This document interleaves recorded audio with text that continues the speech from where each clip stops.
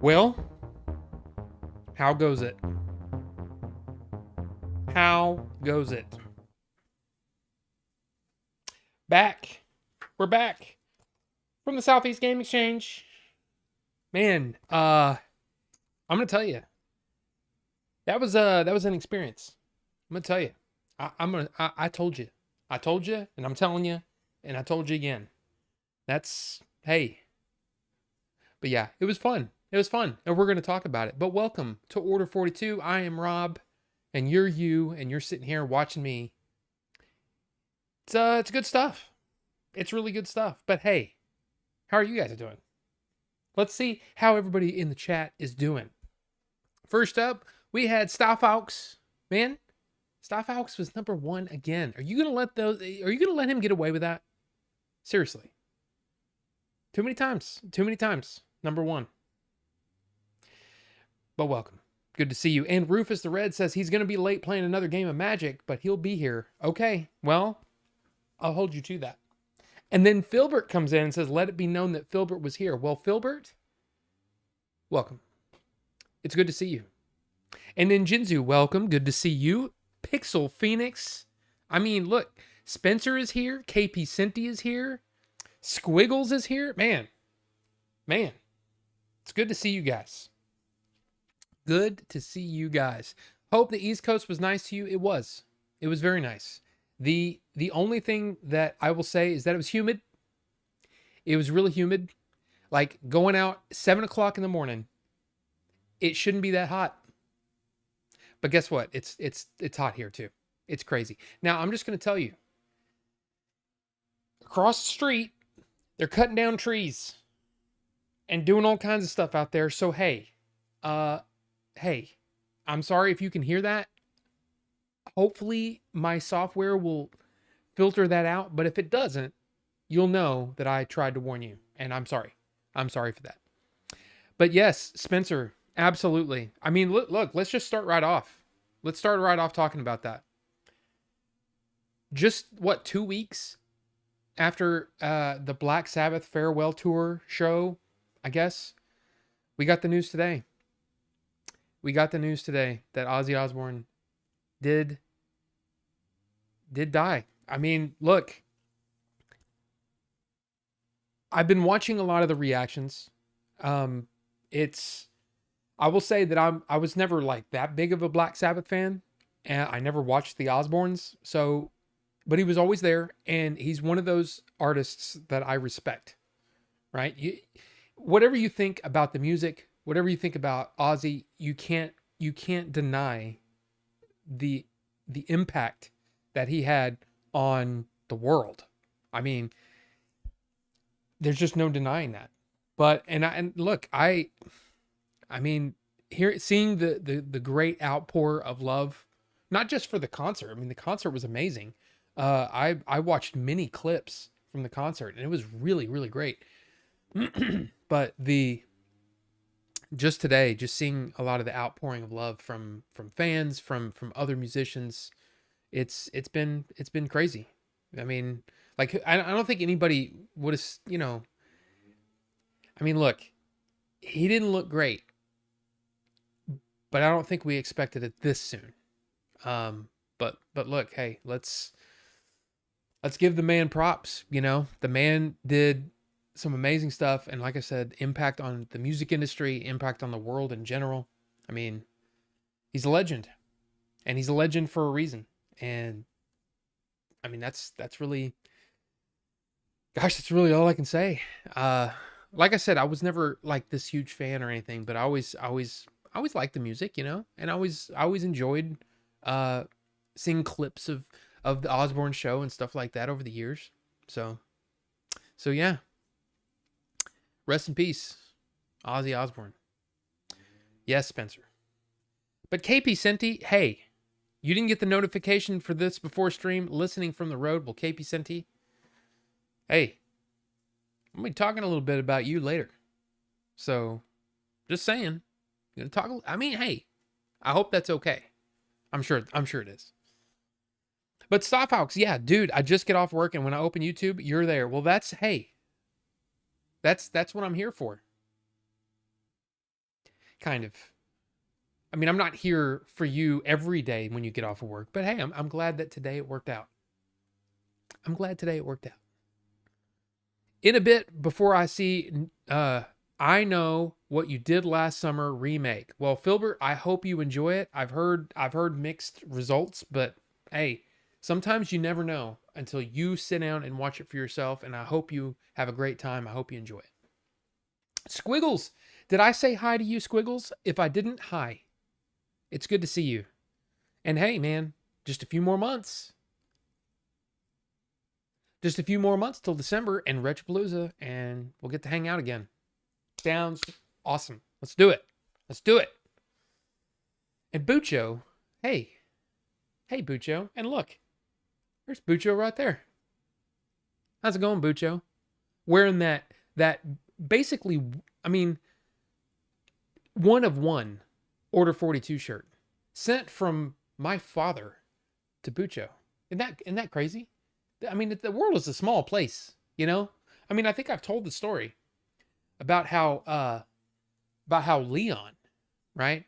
Leon, special effects guy, you know, in the industry, you know, worked on many large films. I mean, his first film was Dark Shadows with, you know, from Tim Burton.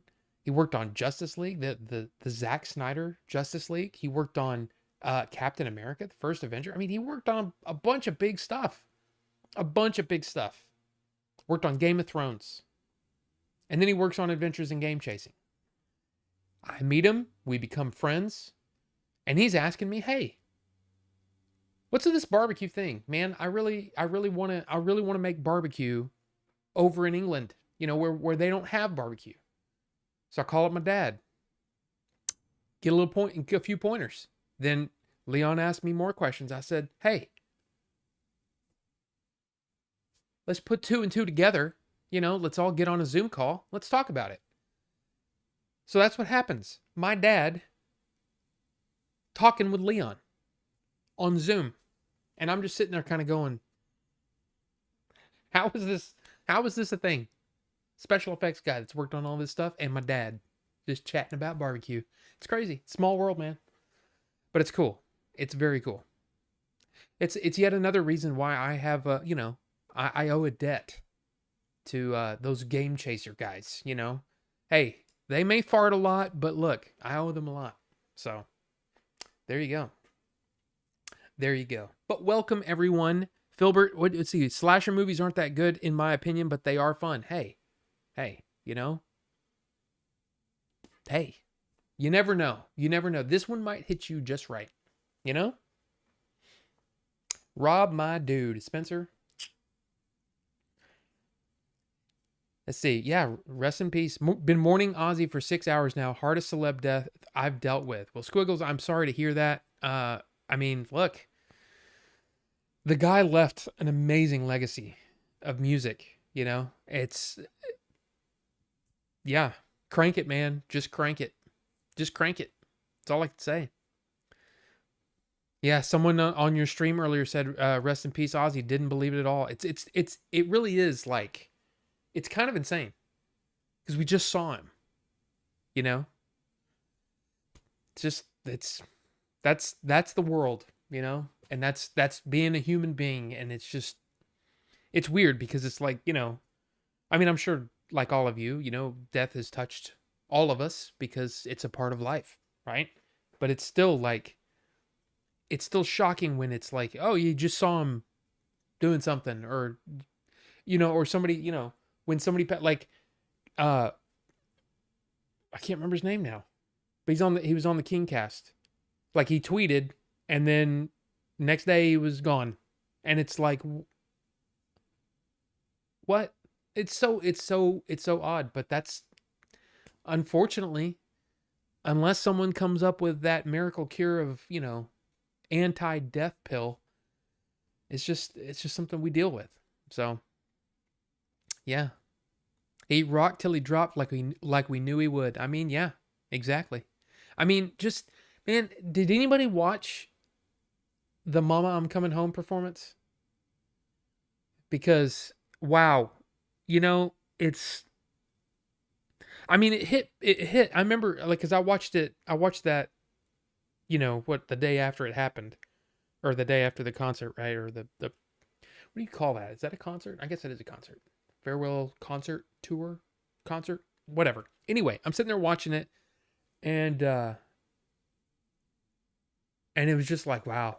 And people in the audience are like tearing up, and it's just like wow, what a performance. And then seeing that clip again today, man, just it tears your heart out. Um, like if you would have asked me 5 years ago, is it possible that when on the day that Ozzy Osbourne passes away, that you will shed tears for Ozzy Osbourne? I'd be like, I mean, maybe, but probably not. I shed some tears today for Ozzy. So, yeah. Your MMA walkout song was always "I Just Want You." Well, Filbert, wow. War Pigs is my favorite vibe. I mean, yeah. And then Squiggles, Black Sabbath got me into metal. I wouldn't be who I am today without Ozzy. Wow. Wow. Yeah, that concert lineup was insane. I mean, seeing all of the different musicians up there was just nuts. And it was weird because I mean, this is pretty dark, but Tool playing Enema or Einema, however you want to say it. And then the floods happened like the next weekend. And it was like wow. It's kind of crazy. Snorting lines of ants in another life now. I mean, maybe. Yeah, and I'm sorry. I'm for those of you who are like huge fans of Ozzy, man, I feel for you. I feel for you. Meaning that Leon guy was cool. He's a pretty cool guy. He is a cool guy. And and look, Billy's in here. He says you own nothing. Come on. Come on. I mean, it's one of those things where it's like, I mean, I know that I would feel the same way. If I was in Billy's position, right? He was in mine. I would feel the exact same way. I was like, dude, we've been friends for 30 years. But it's still like, I feel like I still, there's just I don't know what that is. I don't know what that is in my DNA that says, "Hey, uh, I feel like I owe them something." But it's also like in a weird way, they owe me something, right? Because we've exchanged the bond of friendship. We've smelled each other's farts. And boy did we. Um man, there was okay. I'll get into the Siege talk in just a minute, but damn, there was one time when we were in a store and it's a tight store, and he left me with nowhere to go. Like it was like, okay, I could go down this aisle or I could go straight. I could go backward, I guess. But I was filming, I couldn't not film. And he left a little air biscuit right there on the intersection. And it was like I guess I'm walking through that. But that's I mean, as they say, that's the way game chase and go, apparently. Because damn. But anyway. But yeah, Leon is a cool guy. He is. You love stories like that? Yeah, KB Senti, I mean, come on. That's a wild one. I was thinking about that this weekend. The idea that, you know, my dad is teaching barbecue to a special effects guy. It was odd.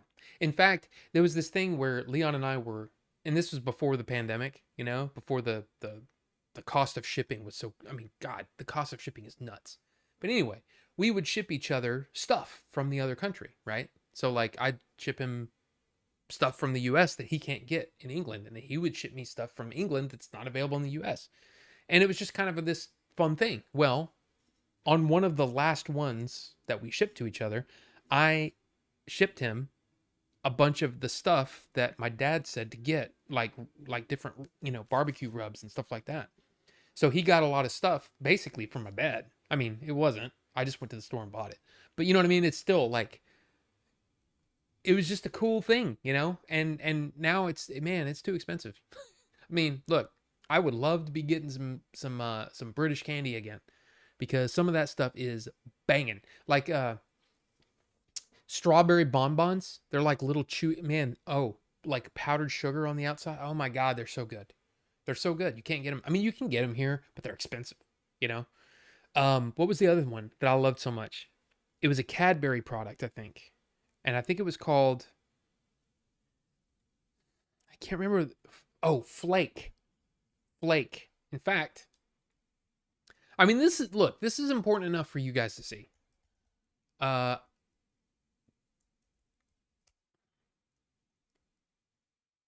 Look at this.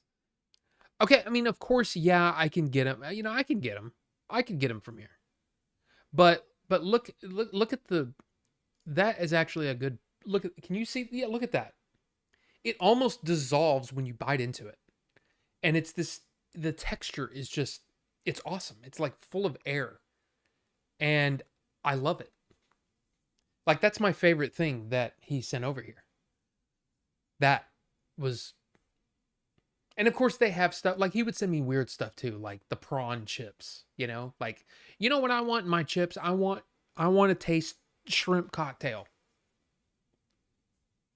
I mean, yuck, but that was badass. I love this. It's it's it's awesome. Oh, and that's another thing. You don't get that. I can't eat Hershey chocolate anymore. I can't. Pretty much anything Hershey made by Hershey, I don't like anymore because there's that. I can't remember the the compound is that they add to chocolate, and I'm guessing it's a preservative or something, but it's gross and it makes me think of vomit, you know? And it's just it like Hershey, like regular Hershey chocolate I can't do anymore. Which is a shame because I like chocolate. But anyway,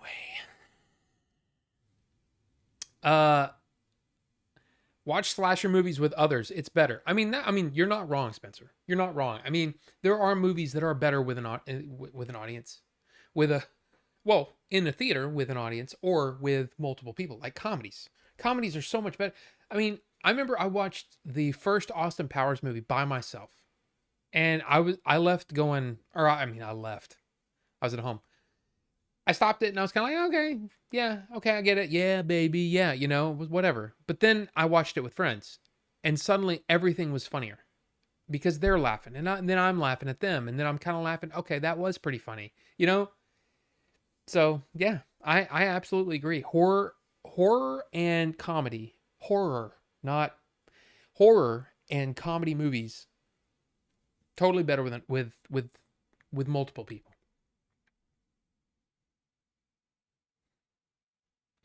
Star Fox, yeah.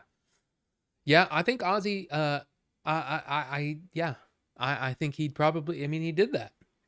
And it's weird. It's probably like, I, and this is one of those things, um, where, you know, when it comes to death, it's a weird thing. I feel like he was holding on for this concert, because he was not in good shape. Um, which again, this is why in Discord I posted, but what a gift. What a gift that he gave to us. And then what a gift. I'm gonna get misty again if I keep this up. But what a gift it was to him. You know what I mean? To see that response from everyone, and to feel that love. It's cool. It's very cool. I remember this is KP Senti, by the way. I remember a story. Someone made potato salad and put it in the fridge, and they unfortunately passed just days later. And they came home and was like, "Oh yeah, she made potato salad." Yeah, yeah. But it's like, to me, it's like you hear these stories about you know a married couple that been married for however many years. One of them passes away, and then days later, the other one passes away, and it's almost like they were holding on for each other, which is kind of beautiful. I'm just saying it's pretty beautiful. I mean, gosh, Carrie Fisher and Debbie Reynolds had such a tight relationship, mother and daughter, right? And I mean, she died days after Carrie, and it's sad. It's sad, but it's just that's life, you know. I mean, what a bummer. But again, like it's almost like we should all be so lucky, you know. Not only did we get to experience Ozzy while he was here, but now we still have everything he did. We have all of the entertainment while they were doing the Osbournes. We have all the great music that they made over the years. I mean, it would be great to be able to have a legacy like that. I mean, some people don't need that, but for him, man, what a legacy that he leaves behind. The English bloke that joins us on Hangout sometimes worked on Game of Thrones. Sometimes he worked on 2 seasons. Yeah, Leon has worked on a lot of stuff, like big stuff. He has um what was him oh god, what's his name?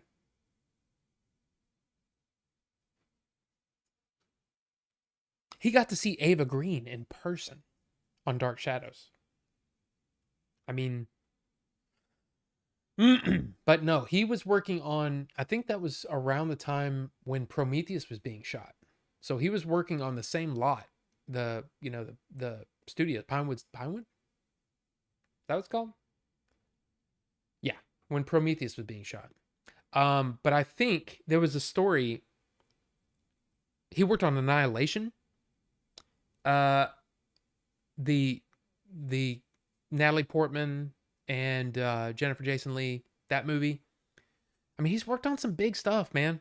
It is kind of nuts that yeah, we hang out with him, and he hangs out with more like he hangs out with us.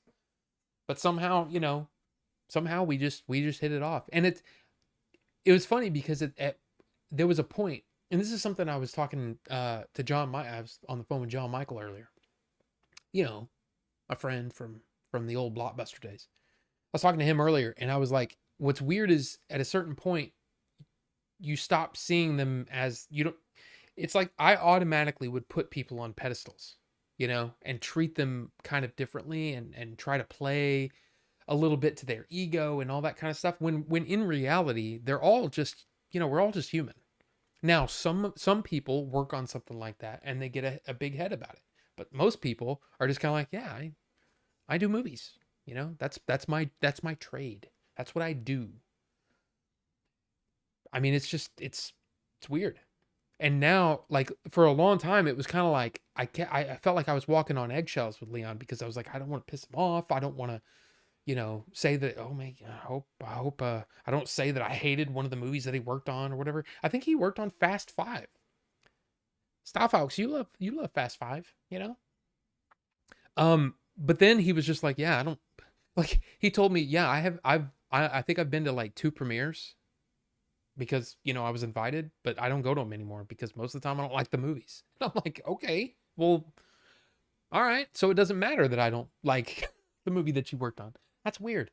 It's weird to me, but I get it because from the story process, he's so far removed from that. Special effects don't drive the story. Special effects are a tool to tell the story. So, from his perspective, if he does his job well, the story and all that's on the director and the writer and, the actors. If he does his job well, it's helping to tell the story, which is just one of those things where it's like, oh yeah, that makes sense. And I felt the same thing with Yoshi. when he worked on, God, he's worked on episodes excuse me, episodes of The Mandalorian. He's worked on multiple seasons of Invincible. Um he's just done a lot of stuff. And it was the same sort of thing. It was like, yeah. Like I remember because he worked on Rise of Skywalker, right? And I wanted to ask him, it's like, does it hurt to see that there's a lot of criticism toward the Rise of Skywalker. But then he said one day, he was like, no, it doesn't affect me at all. It like, I don't know if I can't remember if I actually asked him that or if it was something that just came up, but he was kind of like, yeah, it doesn't affect me at all because I did my job and I did it well. My job and that's why when you sit there and you criticize a movie, you're criticizing the story, you're criticizing the writing, you're criticizing the directing. But as long as the technical side is flawless, you have to be able to call that out and say, "Hey, good job." You know? Like even the Fast and Furious movies. I may not like the stories, but they're very well-made movies. Now, some of the CG gets a little dodgy or whatever, but that's mostly due to, time. But anyway, I feel like I've gone off, like I took an exit off the highway that I shouldn't have, and now I'm on this other road that doesn't matter anymore. Anyway, it hurts, Rob. I know. Need to bottle farts and sell them. Please don't give them any ideas. Actually, I got to be honest, okay, so we left Wednesday night and we got home last night. So I spent what? Almost 5.5 days with them and pretty much only them. There was a shocking lack of farts. Like, I'm not complaining, but there was a lack of farts. It wasn't as farty as you might think. I mean, granted, they were there, but it wasn't nearly as crazy as I thought it would be. Gotta love crop dusting while shopping. Yeah, and Billy's done that to me a couple times. In fact, the best one. I've told the story. I wish we were recording it. I wish somebody was filming it. It was seriously one of the funniest. I've told this story already. But we were in this game store, and I think Cleburne, or I don't remember exactly where we were, but we were in this game store and there were people in there. It wasn't a huge place, but there were, there's kind of, medium-sized store, that's in like a shopping center. And we're looking at games and stuff, and I'm just kind of, I think we were killing time, if I'm correct. I can't remember exactly what we were doing that day. But anyway, we're in this game store, we're looking around. And I don't know about you, but when I'm in public, sometimes you just got to fart, it's human biology. It's just part of the deal, right? If you're awake, there's a chance that you're going to fart multiple times that day. It's just a matter of how and why, right? I mixed the Braveheart line in there. Anyway, it's just a matter of, can you, keep it on the down low, right? So, you might walk a little gingerly. You might try to, prevent the muscles from just letting go and just kind of let them squeak out. You know what I'm saying, right? I'm not saying anything that nobody, that's a thing, right? Who knew that on Order 42 tonight we'd be talking about farts, but here we are. Anyway, Billy, we're in this store. There are people. Like, in fact, if I'm not mistaken, we were looking at a shelf here, and there are those wire shelves. So there's a person, there's a lady on the other side of the shelf looking at the game. And he lets out a fart that there was no restraint. It was so loud and like borderline violent that, and I lost it, man. I started cracking up, and then he started cracking up, and I'm just like what was that? Like, that's not, to me, that's a fart that you do when you're alone. You know, this is not a that's not the kind of fart you do in public. You don't just I mean, it was just like, wow, it was crazy. But it was so funny that like I said, man, I wish it was on camera. I wish you could have heard it. It was so funny. It was so funny. So, anyway. Yes, flake is it's just chocolate. It's just a chocolate bar, but it's formed with air. And it's awesome. In fact, I need to get that off of the screen because it just makes me want to buy all the flake. It's so good. If you have the ability to try it, look it up on Amazon. I know you can get it. I think flake is pretty easy to get here. But the bonbons are hard to get. Let me see if I can find those real fast. Just out of curiosity. Strawberry bon candy. That is a no. That's no. Those are not no. These they look like this kind of, but that's not them either. Maybe I have to put in British. It's not Berryman's.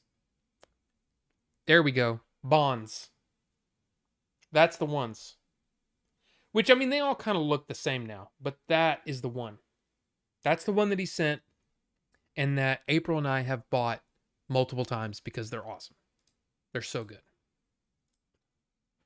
So good. You love prawn crackers? Ooh, no. They crumble so perfectly. Yes, they're awesome. They're so good. That's what I imagine Butterfingers looking like exposed. But yeah. There's a weird after flavor on them. Are you talking about some of the chocolates? Hershey and Cadbury have effed up their chocolate recipes to cut costs. It effing blows. Well, I don't know. I mean, I haven't tried the Cadbury. I mean, it's been a few years since I've tried pretty much any chocolate. The only chocolate bar that I get nowadays is Twix. Twix or Kit Kat. Those are probably Hershey, but the rest of it is so good. Austin Powers line from Ozzy. Yep. Boobs. I saw an old neighbor couple that used to sit together every day on their porch watching everyone pass by. Then eventually I saw one sitting there alone. Then not long after, the next one passed. Yeah, it's just... But look, here's the thing. That's why I say, man, that this is why if my stream had a theme, it would be do the thing. And I've been saying it for years. Do the thing. We're going to do the thing now.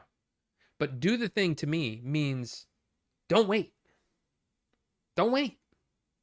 Whatever those barriers are that we put in front of ourselves to say, oh, I can't do that. Oh, that whatever. Break down those barriers. Now, I'm not saying that like, man, I really want to travel the Sahara or something. Well, first you got to condition yourself. Secondly, you got to make sure that if you have family, kids and all that, you make sure that you filter them into it. I'm not saying drop everything and do the dream. Go do the dream. No, but I'm saying we put up so many barriers, like especially creatively. And I do this. So I guess do as I say, not as I do, kind of. But it's like, do the thing. If you want to do something and you want to try something, you want to learn something. Oh, I'm afraid that I'm not good enough. Do the thing. Just do it. Because here it is. If you write a story, let's say somebody says you get 10 people in a room and you say, you guys are going to write a story about a pumpkin man that joins the sailing team, right? He joins the U.S. sailing team because he's always wanted to, right? And that's it. That's your premise. A pumpkin man. Now, there are so many different ways. 10 people in a room. You tell them that, you're going to get 10 vastly different stories. Someone might write it as a comedy. Holy crap, a pumpkin man when he falls over, is he like if he falls overboard, is it just his head bobbing up in the right and his body's like just kind of dangling in the water? Like that could be funny. Or it could be this thing where it's almost like, he's got to face all the prejudices from the other teams, and they're like they've got a pumpkin man, like it could be like a serious thing. It could be like, what is it? American Flyers. Wait, is that a bicycle? I don't remember. Anyway, you get my point. So if you have a story you want to tell, or if and that's just an example. If you want to write something, you're gonna have a unique story. If you boil everything down, a person meets a lady and they fall in love, and then something happens and they break up for a bit, but then by the end they get back together. That's every romantic comedy ever told. But romantic comedies are vastly different. So put your spin on it, man. The only way that people can see your point of view is if you allow them in, and you allow them in by doing the thing. And I'm just talking creatively, but man, I want to learn how to. I want to work on freaking V8s, dude. Watch some YouTube, get some model kits, learn that crap, man. Don't sit around and wait. Do the thing. Okay, sorry. All right, I'm done. I don't even know how I got onto that. It looks like a huge pair of boobs. Chris, welcome. Good to see. Oh, and Christian VS. Hello. I miss you guys. Cosma's here too. There you go. Hey, Rob, we need to talk about that new Vince Gilligan show and new versus old movies. Oh, Pixel, we will. We definitely will. We'll stop the fart talk. But I mean, the first thing up is the Siege talk. We probably should get to the Siege talk. But I want to get caught up first. Crop dusting while shopping is great, especially when your loved one goes, "Really? Did you?" And then you smile like the Grinch. Sure. But, you know. F1 story wasn't the best, but that movie kicked so much ass. Looked amazing. Yeah. See? Old timer, gets called into the major leagues again to show this rookie how things are done. You can do that story 80 different ways. But that one was done really well. The fart processors are getting old in the butthole. Spencer, that wasn't a, oh, I couldn't hold it. No, that was I'm going to push with all my force and try to make it the loudest fart possible. And that's why it was so funny, because it was like there was no restraint. It was like he was alone in his house by himself and it didn't matter. Nothing mattered. There was no social, like the social norms say, hey, maybe you shouldn't just completely let go in public, right? No, he just let it go. Caution to the wind from the butthole, and there we go. That's why it was so funny. Is there any truth to the rumor that Jay and Billy are working on a new event called Fartastic Fest? I mean, you never know. Have I heard those specific terms? No. But I would not be surprised. Prawn crackers. Yeah. Look, here. Hey, I like prawn crackers, but don't like seafood. See, that's what's weird, man. Like, there's been many people that say, oh, I love sour cream and onion chips. You get some sour cream out and they go, nay. Which is weird to me. But, hey. I remember eating those dried shrimp chip things from Mexico. Yeah. Yeah, do the thing. So, look, if there's anything that I hope that people, look, along with the fart talk and the whatever, I do hope that somebody goes, yeah, you know what? Screw it. I am going to learn to do, I am going to do the thing.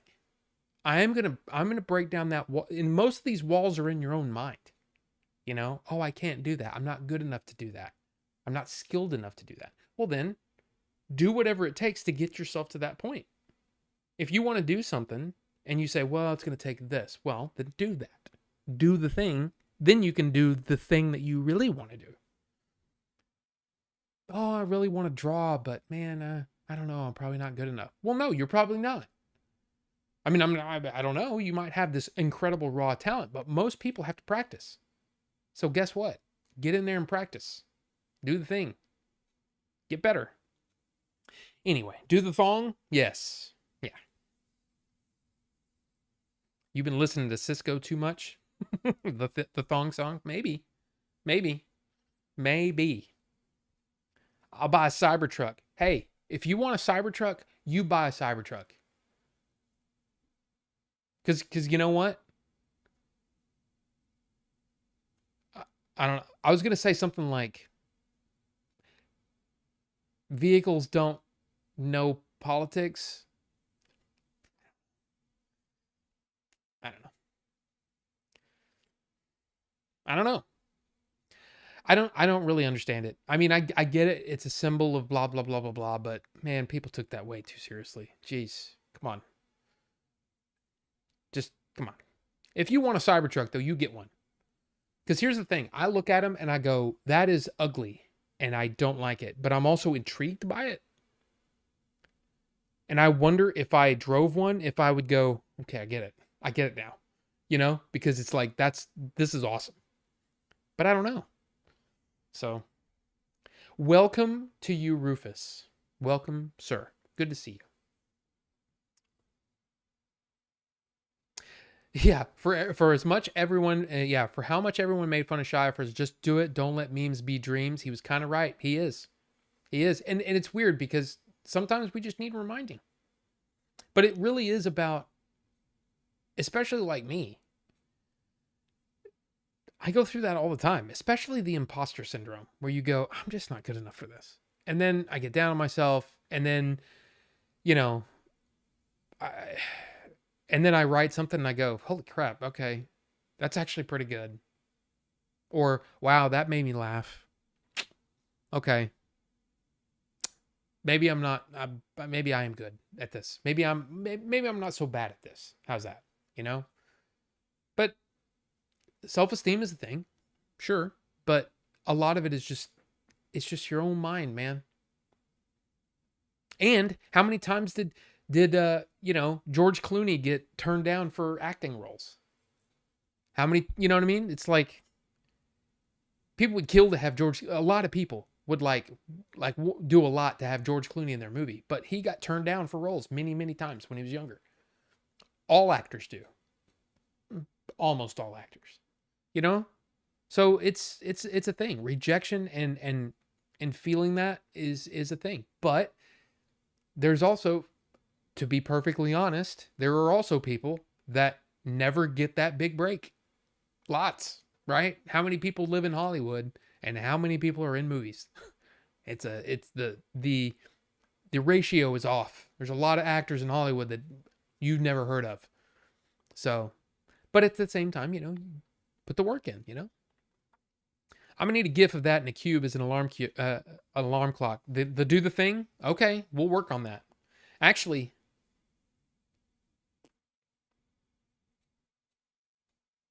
we'll talk about that. I've driven a few Cybertrucks and they're so smooth. They have adaptive air suspension and it's nice. Ooh. Ew, George Clooney, he's just a TV actor. I mean, yeah, exactly. Exactly. But hey, why don't we talk really quick about the Siege stuff? So what I'm going to do is I'm going to tell a few stories. They may not all connect with the video that we'll be watching, but yeah. Now I want you to pay close attention to some interesting shots because there are some shots that will hopefully make it into some future Game Chaser videos. There's going to be no audio because some of the audio, well, I want to preserve that for the Game Chaser video that eventually comes out. And there's probably much of this stuff that won't make it into a Game Chaser video. But I figure, hey, I'll show you some stuff and we can talk about Siege a little bit. So the first thing I want to do is I'm going to click this. And yeah, this is on the first day on the road. And yeah. Pretty cool little all that was me controlling it with my phone, which was kind of neat. This is just kind of going down the road. But I'm going to tell you that first night we made it 6.5 hours.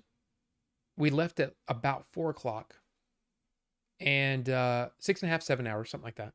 And we made it all the way to Meridian, Mississippi. And I don't have any footage of this, but we stayed in what might be the worst, the absolute worst motel that I've ever seen. In fact, the Game Chaser guys, Billy and Jay, both agreed that this was the worst motel that we've ever stayed in. And it was dirty. There were stains. We all slept in our clothes, like fully clothed. Um, it was absolutely disgusting. Um, it was yeah, it was really bad. It was really bad.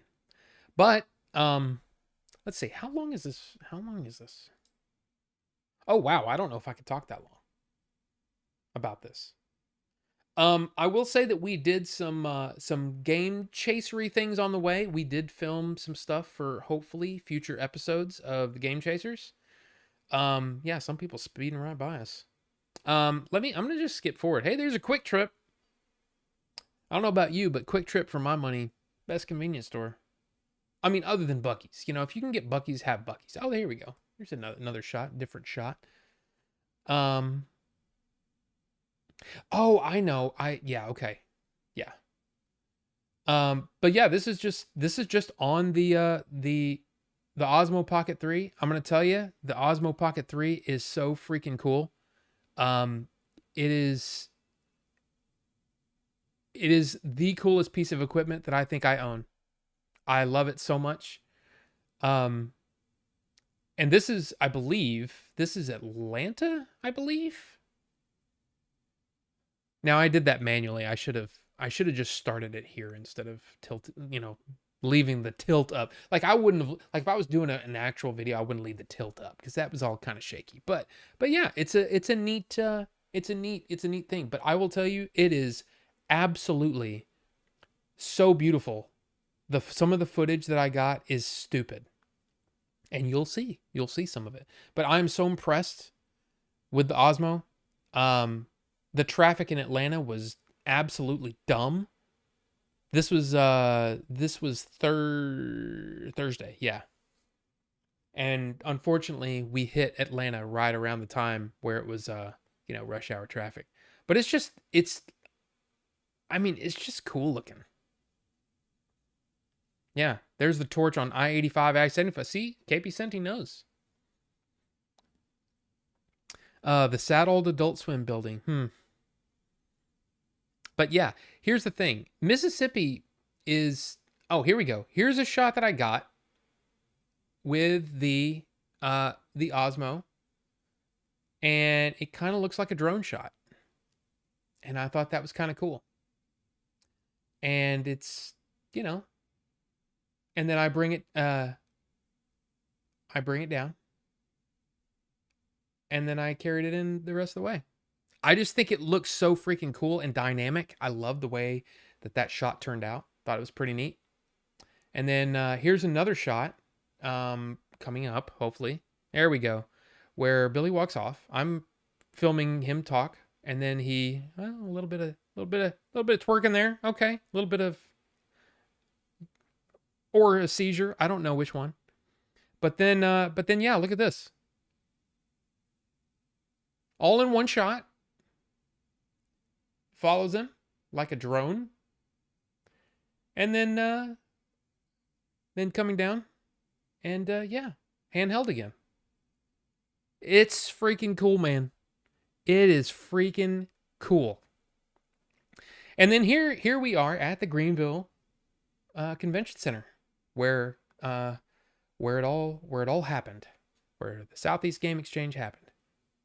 And I just think that this shot is neat. It just looks floaty and kind of neat. I've basically got the camera backwards, looking at them while I'm going up the steps. Open the door for the guys.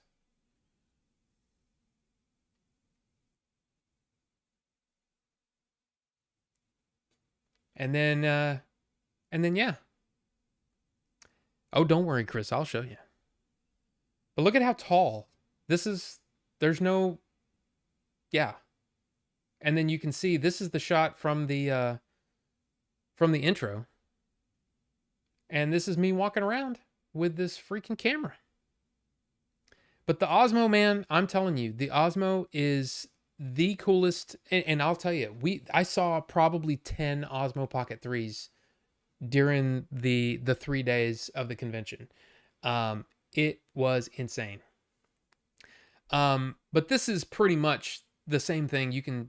I think almost the whole video, the rest of the video is me walking around. In fact, if I skip forward, you can see, yeah, it's just me walking along the floor. You know, it's cool. It's cool. And it looks like I'm really tall. And it's funny how many people didn't react to me at all. Like nobody was paying attention to me. Nobody cared, which was kind of cool. So did that add like a few feet to your height? Well, here's the thing. Oops. Here it is. The Osmo Pocket 3, right? Turn it on. Now I've got an ND filter on right now. That's for when you're outside and stuff. But yeah, it's it's a gimbal, right? So it stays level and all that kind of stuff, which is neat. And then it also, I want to see, can I track that? Oh, look at that. I can track my face on the camera there. Now watch this. As I tilt, you see how the camera's still looking in the same place? Even if I turn, the camera is still looking in the same place, which is cool when you're trying to track an object. Very, very neat. Let's see. Let me turn that off. But what makes this amazing, I'm going to turn this off. So, this is the actual unit. I feel like I'm a commercial now. This is the actual unit, right? It's very small. This is an extended battery that just clips into the USB-C there, right? So extended battery. And then I have another little tripod that goes on there. But this is not what I used. I used this guy. And this guy allows you to get really freaking tall. In fact, I need to make sure I don't hit the fan. But yeah, so the Osmo's on the end of that. And what I was doing was I would lift it up and it makes it look like a crane shot, which is neat. And then as it would come down, I would grab it and then I would hold the camera. You know, it's still tracking him. It's still on him. So I can just do that and I have this behind me. But then, yeah, I mean, it's just, and then in the car, I just had it sitting there basically like this in the car and it holds it steady. It's like a monopod. I love it. I love it. This thing is cool. And what's neat about this one, this in particular, Alonzi, what's cool about this is that it's got your thing. So you can put pretty much any camera you want on here. But also, if you're like, I didn't bring my camera or my camera's messed up or whatever, well, easy. Now you can use your phone. You can just snap your phone in there and you can use that. Now it's not going to have the thing, but it's also got a ball head right here. So if you want to, I don't know, tilt and you want to hold it like that and have it level. I didn't have to really use that because again, the gimbal in there does all that. But it's cool. It's a cool little thing. And this was only $50 on Amazon. And it's a tripod, by the way. So you can set it up like that. And it can be, with the Osmo on it, it's about 6 feet tall. So pretty cool. But I do want to tell you a couple of other things about the event. First off, before we went to the event, we went to a place called Toy Federation. Now, I didn't have any of the footage on here because I don't know what's going to be used in a future episode. Possible episode. I'm just going to say possible. You never know. So I didn't include footage, but I will say that Toy Federation, and let me see if I can actually look that up. They actually have a YouTube channel. Um, 104 Middleton Way in Greer, South Carolina. Absolutely the coolest, one of the coolest stores I've ever been in. Period. They're awesome. And getting to walk around this, here it is. Getting to walk around this place, I mean, holy crap. So amazing. Oh, that's what it looks like on the outside. But Toy Federation was awesome. They were awesome to us. They showed us all kinds of stuff, and it was amazing. And we hopefully a lot of footage that we can actually use in future episodes. Let's see. I didn't get pictures of Matt and Devin, but Matt Retro Wolf has actually been on this channel. I've actually been on his channel. And I would say his support guy, I guess, does some stuff for Retro Wolf. His name's Devin. Hanging out with Matt and Devin and talking with them, awesome guys. Retro Wolf Matt was actually in Adventures in Game Chasing. He's in a couple of scenes. If you look closely, he's there. He's actually toward the end when Billy and Jay are chasing Roy through the flea market. Matt is one of the guys holding the piano that Billy, or the keyboard that Billy and Jay have to dodge. So he's in that. But anyway, he's got his own channel, Retro Wolf. It's definitely gaming related, retro gaming related. You know, they're awesome. He's an awesome guy. He's an awesome guy. But here's the thing, Devin apparently is going to be starting, I'm guessing, like a movie channel. And he would like me as a guest. So you might be seeing me over on his new channel whenever he decides to launch that. So that's a thing. We did do a screening of Adventures in Game Chasing. And, oh, look. I have a logo. We did do a screening of Adventures, and it went well. And we did there was a Q&A afterwards, which was about an hour.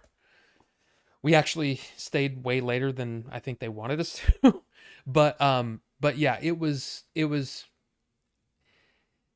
getting immediate feedback is amazing, you know? And I mean, I've had plenty of people say, "Oh man, I really appreciate the movie," and all that kind of stuff, but to see it and to hear it and to, be able to answer questions and all that stuff. As you guys know, I love talking movies, and a movie that I worked on and that I was there like 95% of the time. It's a labor of love for me. And I love it. And I love talking about it. So it was really, really fun to meet all those people doing that. And I will have to say, he's here. He's here. I got to meet KP Senti. KP Senti in the chat. There he is. AJ got to meet him there at the event. Of course, he had said that he was already thinking about going, but then when he heard that I was going to be there, he said, "Well, I got to go. I got to go." And I'm like, "Okay, well, I'll see you there." I have to give extra special thanks to him because, well, Billy sold all our copies of Adventures in Game Chasing, so when we were going to show the movie, we didn't have a movie to show. And thankfully, AJ brought his copy to get signed, so we were able to use his copy of Adventures in Game Chasing to screen. So big thanks to KP Senti, to AJ. Thank you so much for that. That's amazing. It was so cool meeting you, getting to talk to you. It was just fun. And it's one of my favorite things of the convention is when I get to talk to people that are either interested in what I'm doing or, just even in general, like when people see me and they go, "Oh yeah, you're in Game Chaser videos." And he's like, "Oh man, I remember the Blockbuster video," or "I remember this," or I love that. I love meeting people. I will say there are people out there that you can tell that meeting us was like it made their week, it made their year, And maybe these are people that look. I'm not trying to be strange or anything, or I don't want this to sound bad, but it's like you can tell it's a big deal that they get to meet the game chasers, and it is so awesome to see that, and it just puts a smile on my face, and it reminds me why it's so like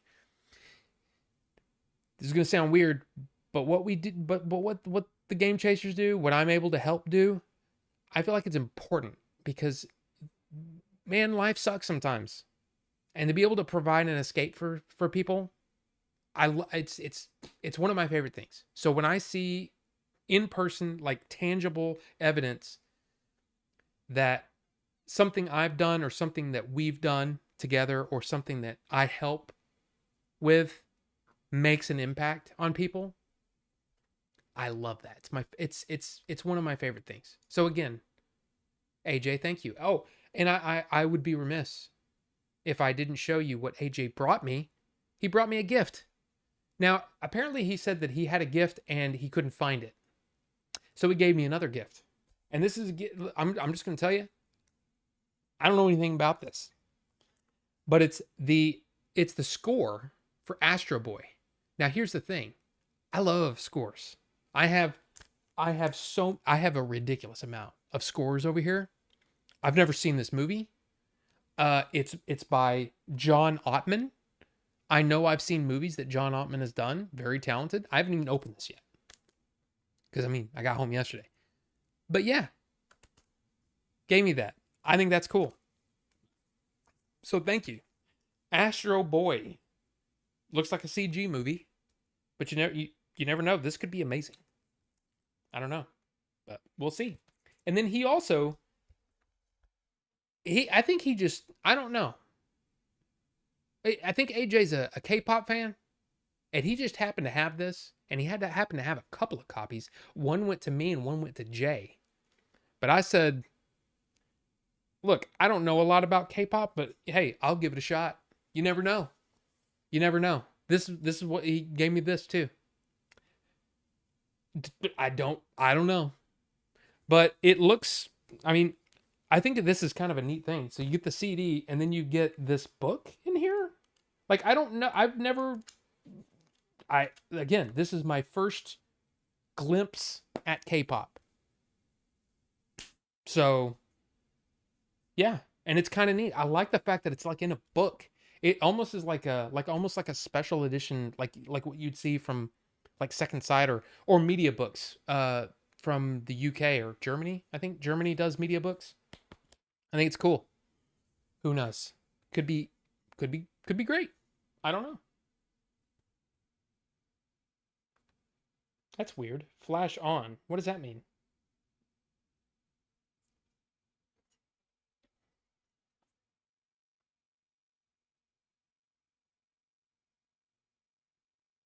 I don't know. It looks like you're supposed to take a picture of it or something. I don't know.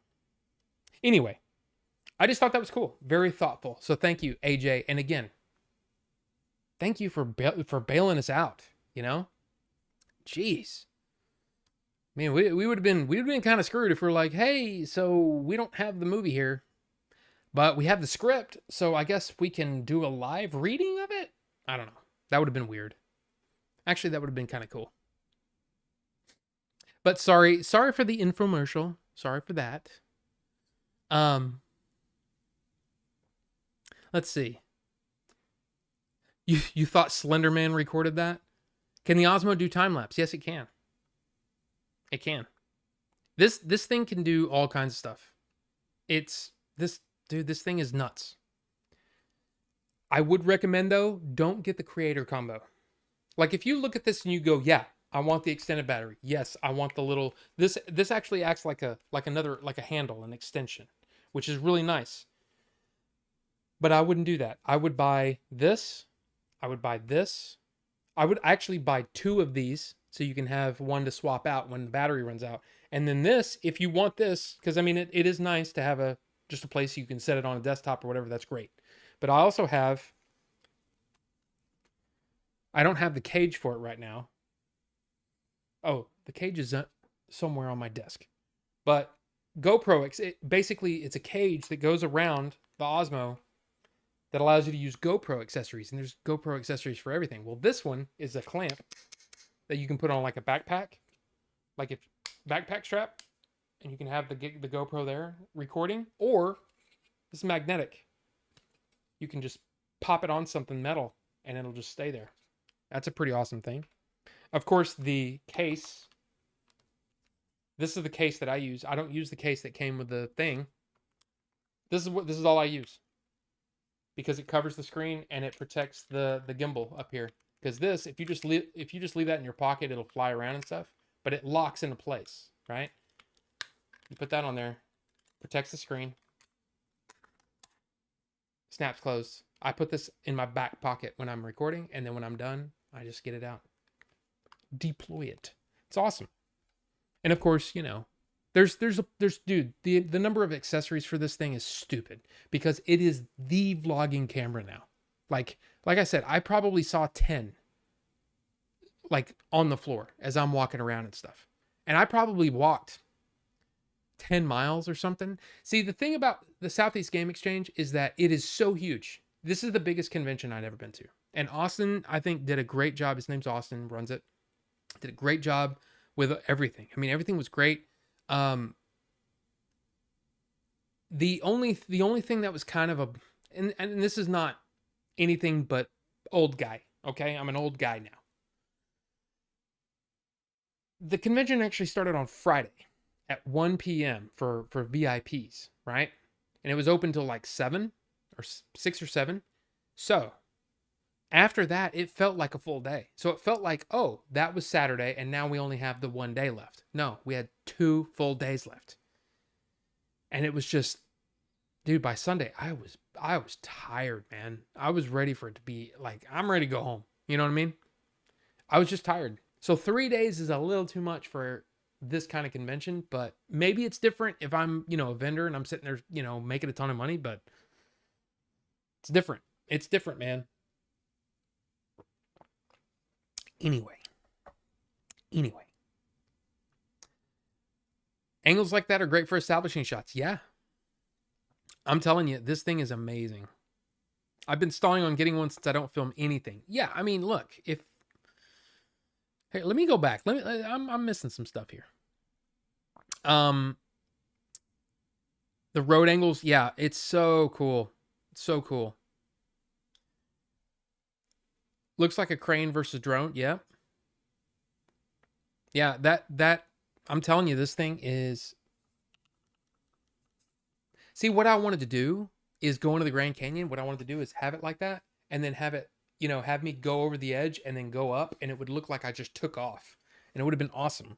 But I'm not going to the Grand Canyon now, so, what are you gonna do? I do have one really cool thing left to show you, but I want to get caught up real quick. Yeah, you've got, man, I'm telling you, this is, if you want to film stuff, this is really cool. Yeah. Well, yeah, it's that gimbal that gives it smooth. It's smooth, but it's also like, if you can lock onto something, man, it just makes it look awesome. It makes it look great. Maybe in 5 to 10 years, I'll replace my camcorder with a cool camera like that. Oh, it's awesome. So great. So great. And yeah, hey, yes, I was happy to sign that stuff for you. Happy to. This guy clutched the event. I mean, look, KP Senti was the only person that I knew by name. I mean, there was a couple of other people, other fans or whatever, but I didn't know who they were. KP Senti, I knew who he was. I knew he was coming. Don't tell Rob, but I was starstruck when I saw him. I was like, oh, well, KP Senti, look, here's the thing. We're all, like I said, we're all just people, man. We're all just people. That's what I love about K-pop CDs. They're just like that's just a normal edition. I cried when I saw Weezer. I'll cry harder when I get to meet you guys. Rufus, man, I'll give you a big old hug. And maybe a pat on the butt if you want. Okay, maybe not. That's probably assault in, well, probably most states. How about a fist bump, or hey man, whatever you're comfortable with. Short of stuff. If you put the flash on that sticker, an eighth note reflection appears. It means it's legitimate. Oh, I didn't know that. It's some kind of Korean Copyright Music Association thing. Interesting. I didn't know that. Film some jiu-jitsu with the Osmo. It's super stable, trying to jump around and get low angles. Dude, I mean, remember I shot that boxing match, the whole boxing match with it. It was awesome. First time I've been to that kind of event. It was mostly good. I would like to know what wasn't mostly good. But I will say the weird thing, one of the weird things is that they mention a lot of content creators there. And sure, some of them had tables, but not all of them. Some of the, I'll just say some of the biggest ones would just come and go. So if somebody was looking for them, they had no idea where to find them or if they were even there. And that's one of the problems with some of that. I'll just say that. But there you go. There you go. Now I'm going to play you one more video and I'm going to talk through a bit of it. But there is some audio. So here we go. This is, well, actually, I have the thing. Well, let's just play the thing. So when I was walking around, I saw this and I thought, man, these are cool. These are really freaking cool. And I just think that the design is neat. I love the fact that they, you can hang them on stuff. And I mean, I was blown away by this work. Now, here's what's cool. If you look, okay, let me see if I'll do this here. So that guy is the creator of it. His name's Retro Beard. Adam, the Retro Beard. So he's looking down and then, okay, look down. Look down, Rob. Ah, there we go. So he does other signs like this. And I just think, man, he's got another Blockbuster one. There's a Legend of Zelda one. And I'm like, oh, dude, those are so cool. These things are so neat. So, yeah, I'm just like, wow, these are cool. And I was thinking, man, wouldn't it be cool if I got one and maybe, I don't know, hung it on my shelf or something? But then I was like, I don't know how wide they are. I don't know how this is going to work. But it's basically a husband and wife team, and the wife makes those things. There's just a glimpse of it. But she makes these things where it's kind of like a controller. I don't know why I'm not focusing on that. Anyway, so yeah, he did these acrylic things and he did these by hand. Each color is its own piece and he has to place them by hand. And I just think he does amazing work. So yeah, I just think, look, I'm just looking at it and I'm thinking, man, that's really cool. But Billy was like, he was acting really interested. And he's like, let's go film. And I want to talk to this guy on how he made this stuff. And he said, yeah, he's basically, you have to redraw everything and then, basically have your laser cutter cut out the individual pieces. And he said, if you look at the vegetable there, the Super Mario 2 there, that's a gradient on the actual image, but there's no way to really do a gradient. So he had to just basically do two different colors. But man, I got to say, I'm looking at that and I'm thinking, pretty nice, man. Pretty nice. I think that's super cool. And by the way, the audio, well, you're going to hear. Oh, wait, look, there's Matt and Devin in the background. Matt sitting down. Devin was wearing the blue hat. Matt just got up. Anyway, but that's Matt and Devin in the background. I didn't realize they were on the thing. So anyway, Billy's like, hey, I'm buying this. And I'm like, that's cool. So she, that's his wife. And she makes, yeah, in the background there, you can see it's kind of like these controller blowouts. So she takes apart controllers and puts the pieces on there and puts them in like a shadow box. It's just super freaking cool. But Billy bought one and I'm like, dude, that's freaking cool. I'm glad he bought that. But then something happens.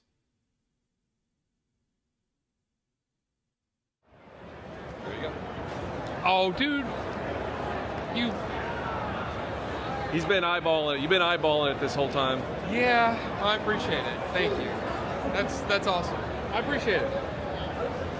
All right. You said, I'll take measurements, but like, You can make it work if you really want. Yeah. Okay. I think that was your way of saying like I should be smart and not spend the money. I should think about it. No, I mean I got the card, so I can take it home. Yeah, but you know what happens. You start second guessing yourself and like. All right. Well, cool. I appreciate it.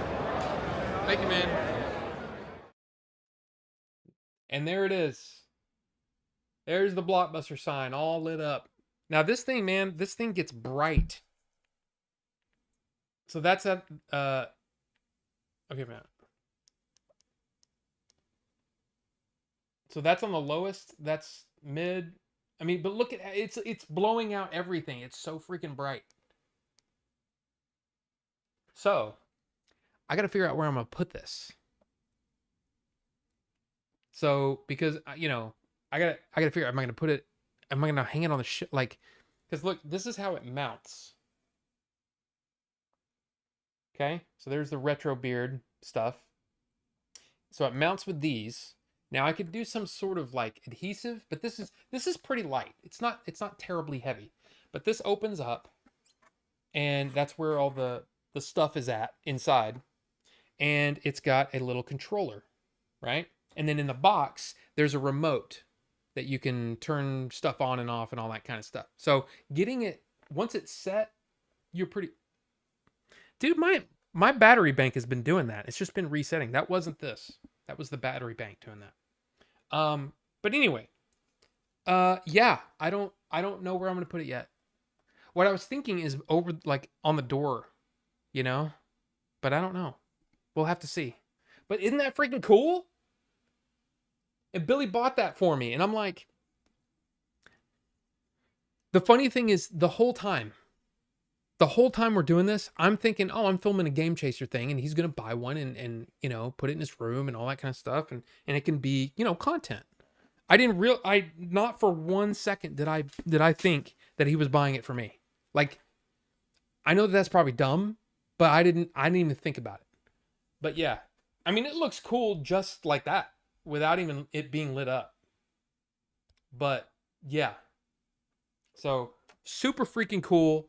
Thank you, Billy, for doing that for me. I mean, again, he knows me well, and yeah, I took his card and was probably like, No, he just bought it for me. But there's, like I said, the owners are super cool. I talked to them for about 10 minutes before this video was done. So I'd already talked to them about stuff. So yeah. But yeah, super cool people. And apparently they're going to be at Retropalooza, or at least Jay offered, because Jay went later and went and talked to them and talked with them and met them and stuff like that. And he's super impressed. And he's like, yeah, we need them at Retropalooza. So there you go. There you go. That's Siege. Yeah.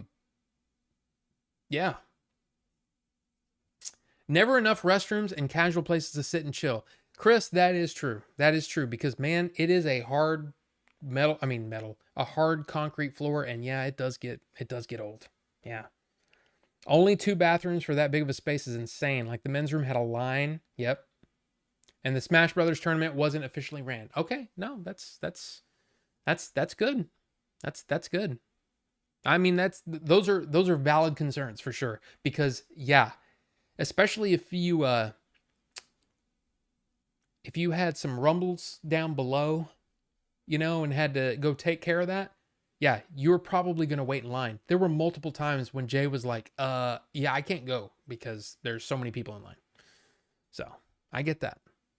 Hey, everyone, just got out of Superman, had a good time. What did I miss? Shozama, we were talking about Siege, Southeast Game Exchange. We just finished that. So there you go. And the Blockbuster sign. You got to see that. I've been to other sides of events and it was better. Yeah, and that's, I don't know. I don't know. I don't know. I don't know. Yeah, isn't that awesome? I just think it was awesome that Billy decided to do that. So I want to rent some DVDs. Well, see, I was also talking about how I want the Blockbuster new release sign. Blockbuster. Let me see if I can find. I see them out there all the time. Like uh new releases sign. No, no, no. There you go. See that? It's the Blockbuster ticket, but then new release. I I want that. I want those. I want that on my wall somewhere.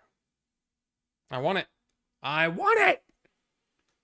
Some oops, oops, oops, oops. We're not gonna watch that again. But yeah, yeah, I want that. Yeah, the exposure change is crazy. Above your door, no. I want it on the door so that it's visible. Like when I'm doing a thing, it's still visible, like right here. Because the thing is, all this Lego crap, this will hopefully someday we'll do the Legos and get rid of them, and get at least get them out of here, and I can actually use my door again because that goes out to the hallway. I'd like to be able to use my door again. But if I hang it there, you know, I don't know. I think it'll be cool. I think it'd be cool there. I don't know. Because here it takes up too much. It's so big. Like that's part of the reason why. I mean, not to say that I wouldn't, I don't appreciate this or anything like that, but it's part of the reason why I was kind of like, where am I going to put it? Because I want it in the shot. Like I want it in the shot. But where? The door is the best place for it because I got all the stuff, man. I don't know. I don't know. It's like a reverse surprise. I know that man. Billy the MVP chaser. Yes. Yeah. I rumble all the time. Well, I mean, it's just part of the thing. My emergency plan was to run to the bathroom outside the venue. Oh, wow. Wow. You got to do what Chris from CGQ does, where he has hot new as emotes, except it's a Blockbuster emote that says new release. Oh. I mean, that's an idea. That's an idea, Pixel, for sure. And Machu, hello. Welcome. Good to see you. Good to see you. But since before we get into the news, I would like to first take a drink.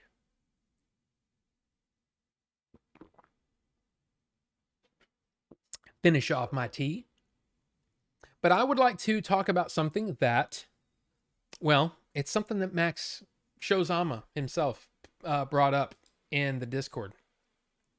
Oh, look, the Vince Gilligan show. I'm excited for it, but there's not a whole lot to talk about. You know what I mean? It's like, hey, Vince Gilligan, Breaking Bad, the guy that he used to work on the X-Files. Now he's doing this new sci-fi psychological thriller that's going to be on Apple TV Plus, starring Reese Seahorn. I'm down. I'm totally down. But that's it. Like, what else can I say? Where's the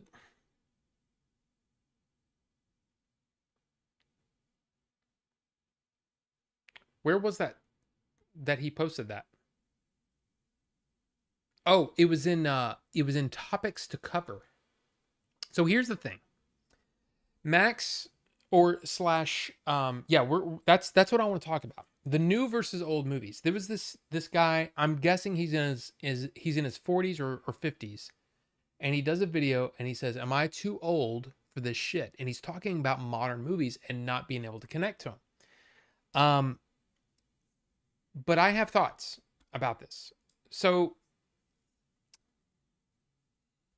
one of the things that he says is that they're not as well written. They're written or they're edited for the ADHD audience. There's too much CG and it takes them out of it. Yeah, but then in the same video, he's talking about how his dad said the same thing when he was a kid. Saying, when he was young, this older guy was younger, his dad was like, "No, movies were better when I was a kid." And I feel like there's a thing that I want to talk about. And it's a thing that I've been thinking about a lot lately. And that is there's like this 20 to 30 year disconnect from like something that comes out and it's really popular, and then 20 to 30 years pass, nobody talks about it anymore. But then a lot of movies will come out referencing things that happened 20 to 30 years ago. Give you an example. When I was a kid, there was Stand By Me, 1989, I think, referencing things that happened in the 50s. You had The Sandlot that came out in the early 90s, talking about the 60s. In the 2000s, you had That 70s Show. Oh, let's not forget the Wonder Years as well, right? 80s show talking about the 50s. And why is that? Why is it now that we have Stranger Things stuff talking about the 80s, right? So it's a 20 to 30 year, and it's usually about 30 years, and it's because people grow up and they start making movies about their childhood, about what their life was like. And so all the people that are that age, it really speaks to them. And if it's made well enough, all ages will get involved in it, and it'll be like this cultural thing. And it's almost like, oh, we're looking back. It's a retro thing, right? So, in my opinion, you're most open to new experiences and new ways of doing things when you're a kid. When you grow up, you become set in that way. That's why when if you're between the ages of, I would say probably 35 and up, you usually, if you look at the stuff from today, you go, I don't get it. And the older you get, the more detached you get from that stuff. And you go, I don't really connect with it. And it's because you're stuck in your way, Now, for the most part, I'm pretty open to things. I like, there's some things that the kids watch that I go, that's pretty good. I like it. But then there's stuff that I'm completely lost, right? But if you think about it, the way that they edited movies in the 70s and 80s is completely different than the way that they edit movies now. Today it's there's a snappier editing going on. But then go further back. You go to the 40s and the 50s.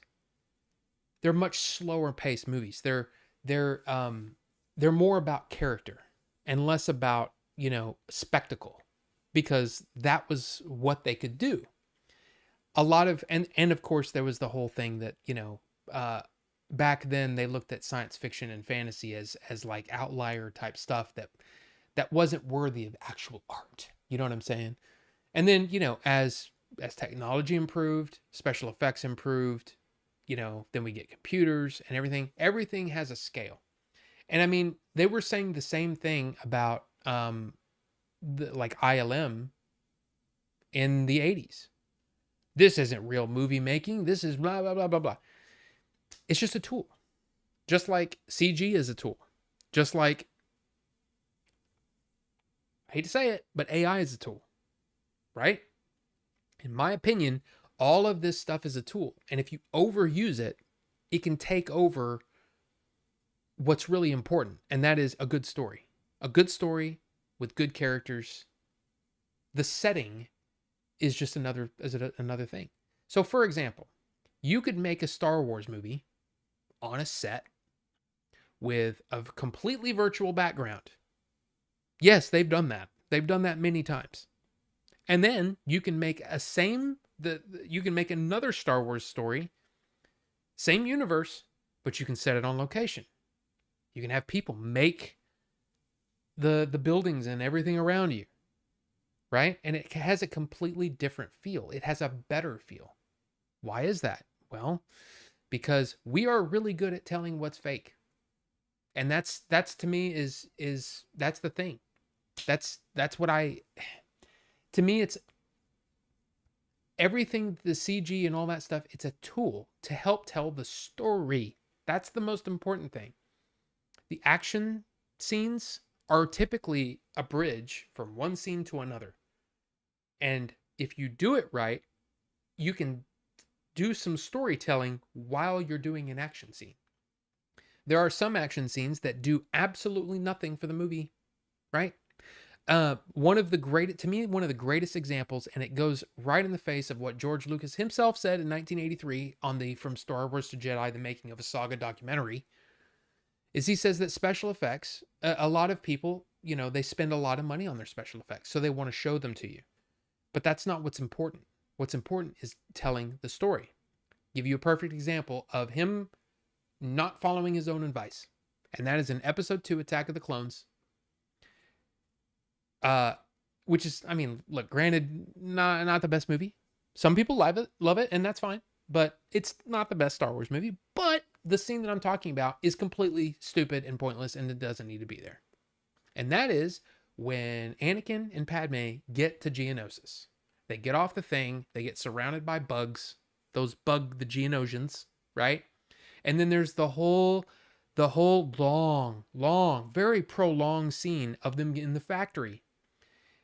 They get separated, and Anakin loses his lightsaber, and Padme almost gets lava dropped on her. But R2 comes to the rescue, and he flies to the rescue and shuts off the thing just in time so that she's saved. And C-3PO gets his head lopped off and replaced with a battle droid. All that stuff happens. Not necessary. It's not necessary at all. What literally could have happened is that they're looking around trying to find Obi-Wan on Geonosis, and they get captured, which is exactly what happens at the end of that scene. They get captured. So that whole sequence that takes like 10 minutes is completely superfluous and doesn't need to be there. But man, is it a CG heavy, special effects laden thing? Yeah. It's showing off what ILM can do. But it doesn't drive the story forward at all. In fact, it's a complete. It's so frustrating. Me watching that it just makes me mad, because it's like, why didn't they just get caught? Just cut that scene. I would cut that scene out completely. Now, I don't know how I would explain later on that there's a battle droid on C-3PO's body, or that C-3PO's head is on a battle droid. I mean, I'd have to explain that somehow, but still, it's just whatever. And so action scenes that are prolonged, they're just like superfluous sex scenes, like when you're watching Game of Thrones, and then all of a sudden there's just naked ladies, and you're like, why? I mean, I get it. You kind of want to, you want to titillate people, no pun intended, but you know what I mean? We got to have a little bit of nudity there. Why? Does it drive the story forward? Is it important for the story? No, get it out of here. That's how I look at things. So anytime there's an action scene that's way over long and it's not driving the plot forward, it's just action to be action, it's stupid. It needs to go. And then what's even funnier is, he broke that rule way before Attack of the Clones, because he put the Jabba scene into the special edition of Star Wars. Which, if you listen to the dialogue, it's the exact same information that you get out of the Greedo scene. The whole reason they did the Greedo scene is because they couldn't afford to do the Jabba scene. So they did the Greedo scene in order to basically convey the same information to the audience. So now you have two scenes almost back to back that are conveying the exact same information.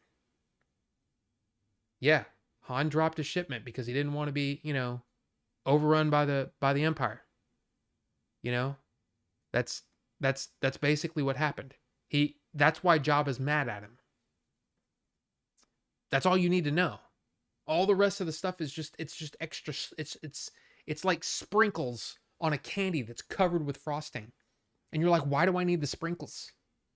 The sprinkles make it taste, it may look pretty, but oh my God, is it cloying?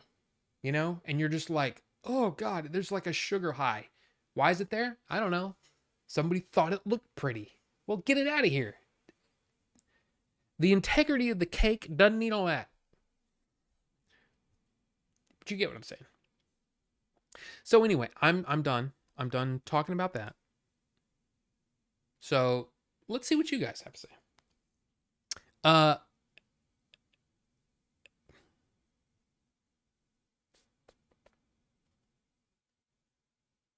Sign of the times.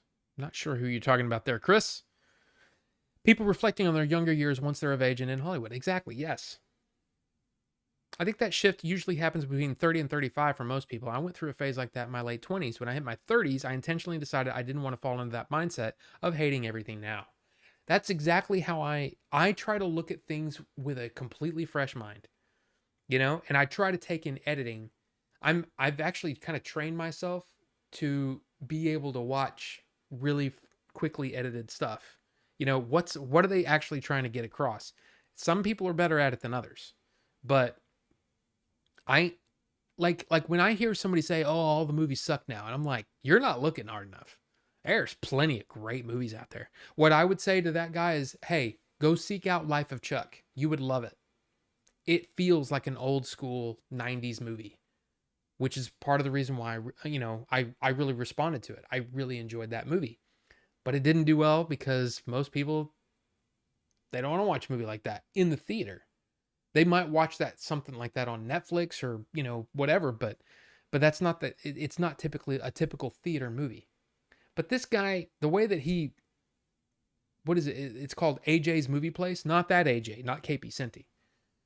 But yeah, the way that he talks about things, and the way that the stuff that he's got on his wall, I'm not trying to judge, but it's like the movies aren't as good now, and you've got Tremors on your shelf, prominently displayed, mind you. I mean, yeah, it's a cool looking set, but is Tremors the bar that you're going for? I mean, look, Tremors is fine. You like Tremors? Great. But high filmmaking, it's not. You know what I mean? I'm just being honest. So I just found it kind of weird. And maybe he's just saying that it's too much and it's just not for me. But that's the thing. I think that's the thing. A lot of times when you're disappointed by a movie, it's because you didn't realize it was not made for you.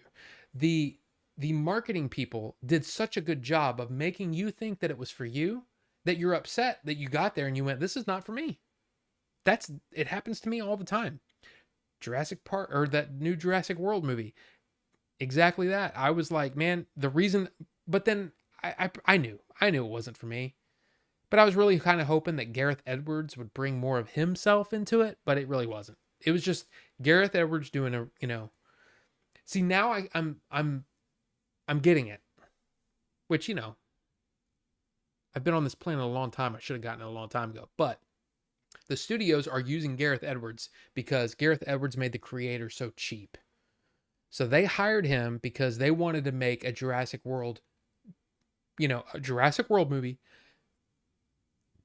but make it on a more responsible budget because he pulled it off with the creator. The problem is the creator was filmed basically guerrilla style for months before they even. Anyway, it's a long story, but I don't know if that's going to work. It was actually kind of funny because who was it? I read something where Gareth Edwards was called in by another studio to basically pick his brain on how he was able to do that. So that it was Marvel. I think it was Kevin Feige called Gareth Edwards in to say, "Hey, how did you do that? How did you pull that off?" Because we want to try to make our Marvel movies, more responsibly budgeted. Hence, Thunderbolts. Thunderbolts is it's not the smallest movie in the world, but it's definitely a lower budget than some of the other Marvel movies. So, I don't know. Long Good Friday. It was good, but long. Yes, it was. Ninjinzu. Yes, it was. But it's also a different time. At that point, and that's, to me, that's how you kind of have to look at a lot of older films. The further you go back, the less jumpy and the less, frenetic, energetic the pacing will be. So you have to just settle in and just go, okay, let it 10 minutes or so, get accustomed to the feeling of the movie, the vibe the movie's trying to do, and then let yourself, ease yourself into it. And I guarantee you'll enjoy more movies that way. Instead of sitting here and no, the movie is not good because it's not the way I like it. Try to get on the movie's wavelength. And I think that's a skill that I think a lot of people just don't have. Which is, I'm not trying to judge, but it is the truth. because I had to learn how to do that. I had to, it's almost a skill to watch an older movie and try to make yourself get in the vibe of that. And understand there's not going to be CG, there's not going to be a bunch of special effects. It's literally two people in a room with a very, very hot, bright, dangerous piece of equipment that is lighting the room that could catch everything on fire at any moment. They're using a very, very loud piece of equipment, the camera, because back then it was like, you know what I mean? Like going through gears and shit. You're going to have to understand that some of that, they're going to have to dub it. They're going to have to dub a lot of the movie because the cameras were so freaking loud, you know? And once you can get it into that vibe and get into the notion that, oh, they don't have the ability to shoot this a whole bunch. So there's going to be the occasional mistake. There's going to be long stretches of just talking and the camera's not moving because that costs money, and I don't know, maybe they hadn't invented the dolly yet. You know what I mean? There's so many things. But once you do it and you can allow yourself to ease into it, man, you'll enjoy a lot of them. But anyway, less media options allowed people to become more attached to individual intellectual properties. Chris, absolutely true. There's infinitely more options today than there are back then. But that doesn't quite answer why he thinks that nothing is for him anymore. You know, that he has to just live in the 80s and 90s. No, he is, in my opinion, he is purposely, I shouldn't say that. He is not adjusting to the vibe of today. You know, he's not allowing himself to, he's being too structured in the way that he thinks a movie should be. Because, man, I haven't watched Lethal Weapon in a while. I mean, of course, it is on the list because I did get the 4K over there. But I guarantee you, it's going to be a lot slower than I remember. Because I watched Die Hard a few weeks ago, accidentally on purpose. I saw it on Amazon, and I was like, you know, Prime for free, and it was in 4K, and I'm like, oh, I don't think I've ever watched Die Hard in 4K. Let's see how it looks. So I started up, and I'm like, oh, that looks pretty good. Oh wow, that looks really good. This is looking really good. And suddenly, Hans Gruber's there, and suddenly they're taking over, and John McClane's running up the stairs, and you know, trying to call the freaking, you know, the fire department and I'm like, okay, well, I guess I'm watching this now. So I watched the whole damn thing. But guess what? That movie's a little slow by today's standards. I bet you there would be kids today that would be bored by Die Hard, which is crazy to hear. But I can almost guarantee you that some people would be bored by Die Hard today. Which I think Die Hard is probably top 5 best movies of all time. Best action movies of all time. I shouldn't say best movie. It's a great movie, but it's not the best movie of all time. But it's a great action movie. Yeah.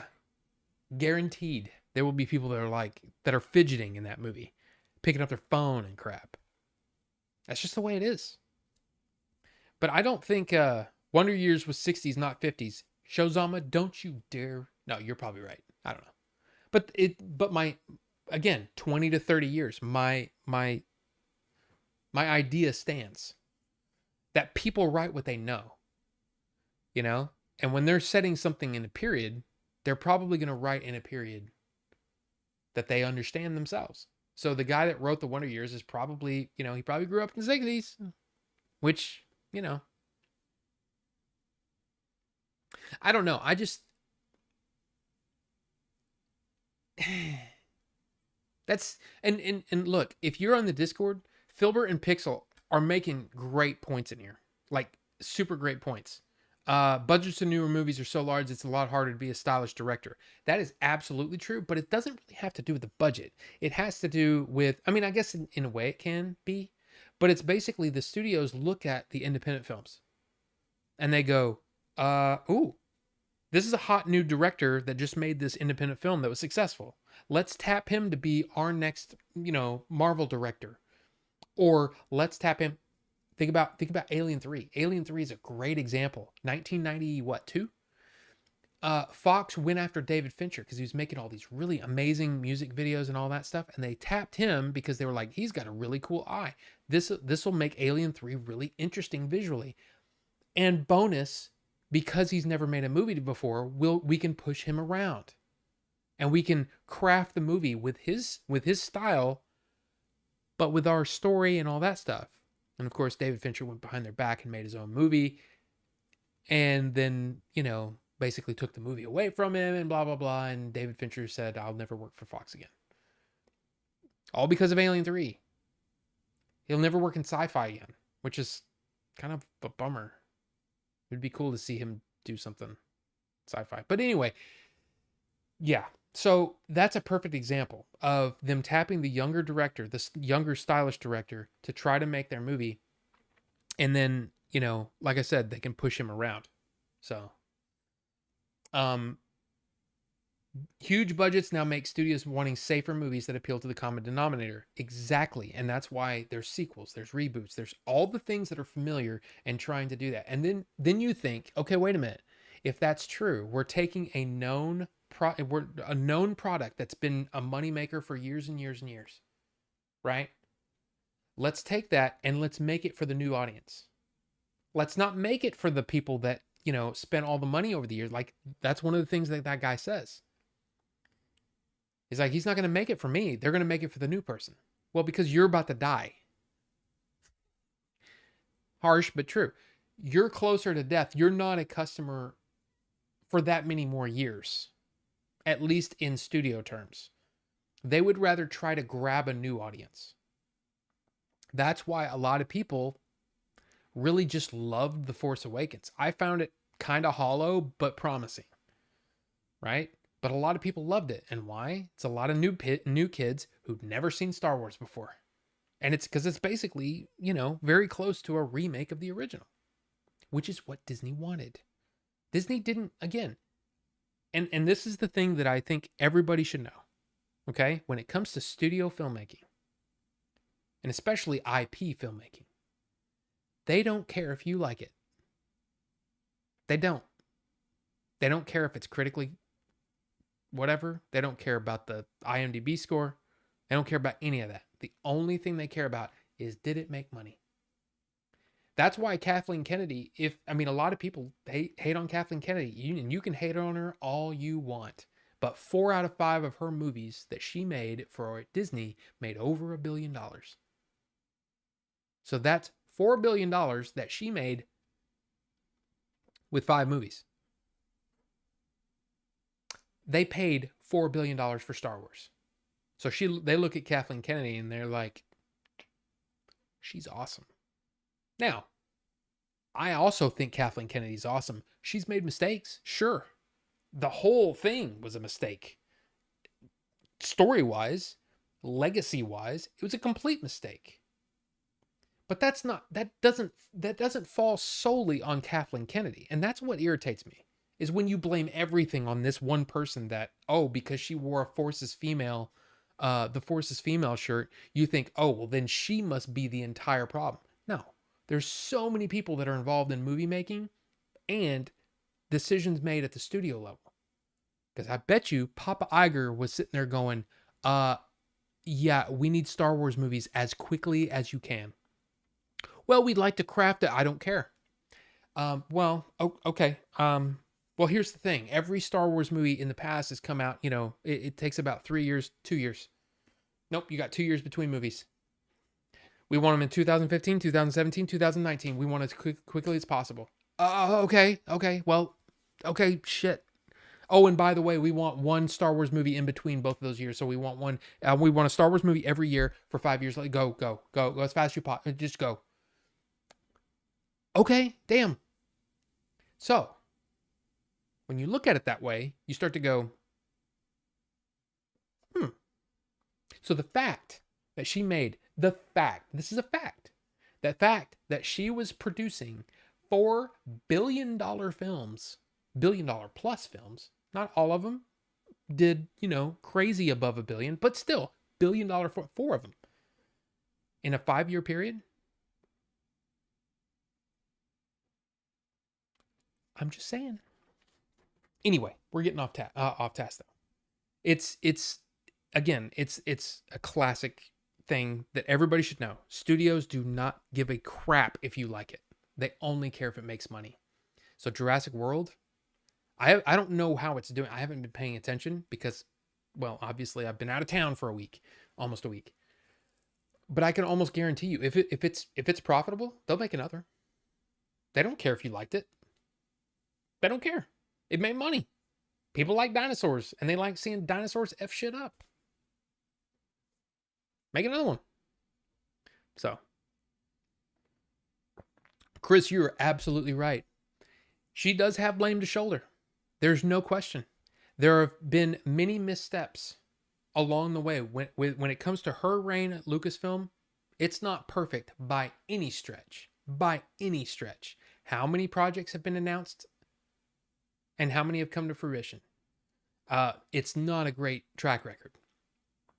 But then again, not only Lucasfilm, but Marvel has had the same issue.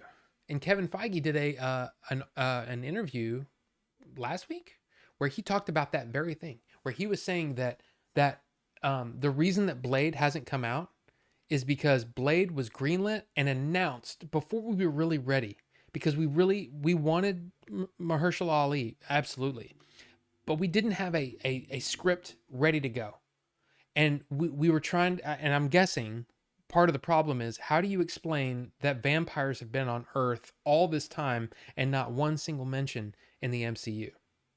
How do you make Blade a vampire daywalker dude?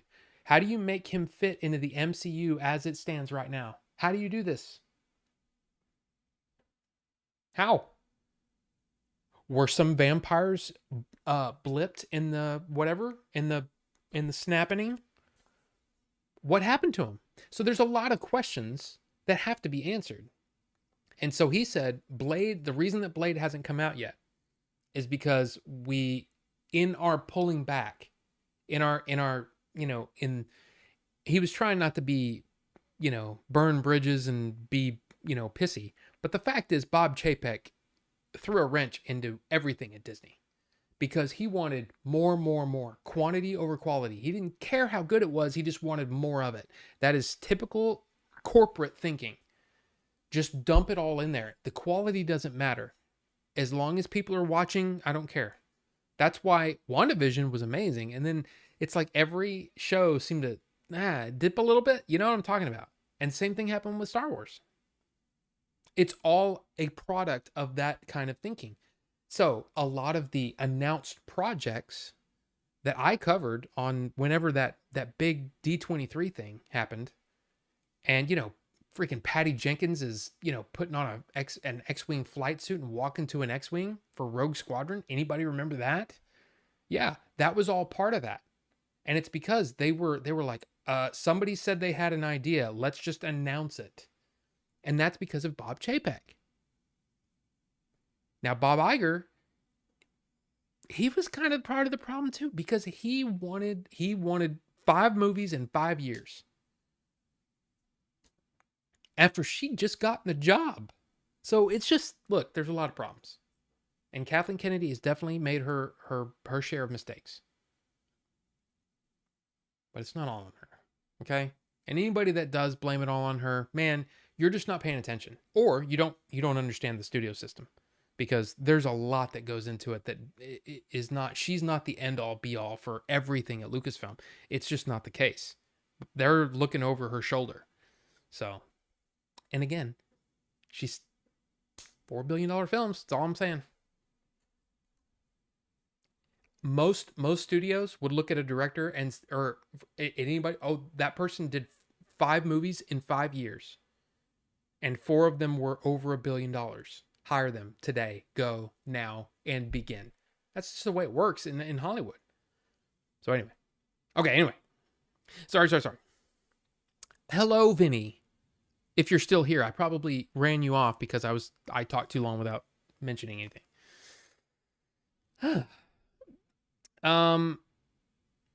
Let's see. I don't want to be hypocritical of new films now that I'm older. However, I'm genuinely concerned with the rise of AI and what that means for film. But see, here's the thing. as long as we can continue to use AI, but in a way that supplements filmmaking instead of being the thing that is, like, did anyone see, there's a video that was being passed around, and it was one of these new AI things, and it was like a 5-minute action scene, and the action was actually kind of awesome. The way that the camera moved and all that was kind of cool, but all the people were fake. And when they actually opened their mouth to say something, it was literally like the worst actors that you can find in any given movie. Like really bad, like look at some really bad shows, and you can see really you. I mean, I think most of us can tell the difference between good acting and bad acting. These are just like bad performances. But people were saying, "Oh man, that's so awesome. That's so awesome." But nobody was talking about how bad the performances were. And that's the problem. The flashy stuff looks great. The sprinkles on top look great. But the cake tastes like ass. Nobody wants ass cake. Okay? So yeah, that's what AI is. Ass intelligence. No. I'm all for using AI in ways that can supplement an artist. An existing artist. I'm sorry, but you putting in things like when somebody says, I'm gonna put in some text and make a song. And then they go, "Oh, I'm a musician now." No, you're a tool, is what you are. If you type words, if you're not putting pen or brush or anything to paper or any whatever media you choose, a digital pen on a surface, right? To draw something, if you're not physically drawing it, you're not an artist. Sorry, but that's the truth. Those are people, those are posers, are what those people are. But anyway, so yeah, um, what I'm afraid of is that the studios would look at that and say, "Oh yeah, well then that's our answer."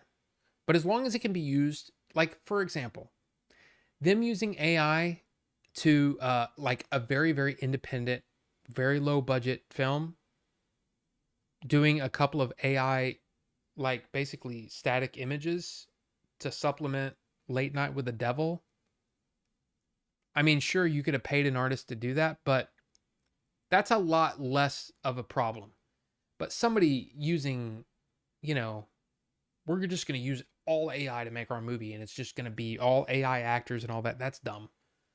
And then trying to promote it like it's a real thing. It'll be interesting. It'll be interesting if someone can pull off an entire film in AI. I'd watch it. I'd give it a shot. But I can guarantee you it's going to feel hollow and meaningless. So we'll see. We shall see. R2D2 can fly? Yes. Well, he can fly in episodes 2 and 3. Somewhere along the way, his repulsors that are in his legs that kind of fold out, and he can like like that, you know, that's how he thrusts, is moving his legs. Yes. Yes, he can. The exception is Jackie Chan when he fights two guys on a rooftop. It takes a long time to fight two guys who can hold their kick fully extended like a statue for intimidation factor. Bonobo Juice, that is absolutely true. I don't know what that has to do with anything, but you know what? I'm right there with you. Miss you, man. It's good to see you. We need to get in the chat or something together and hang out, man.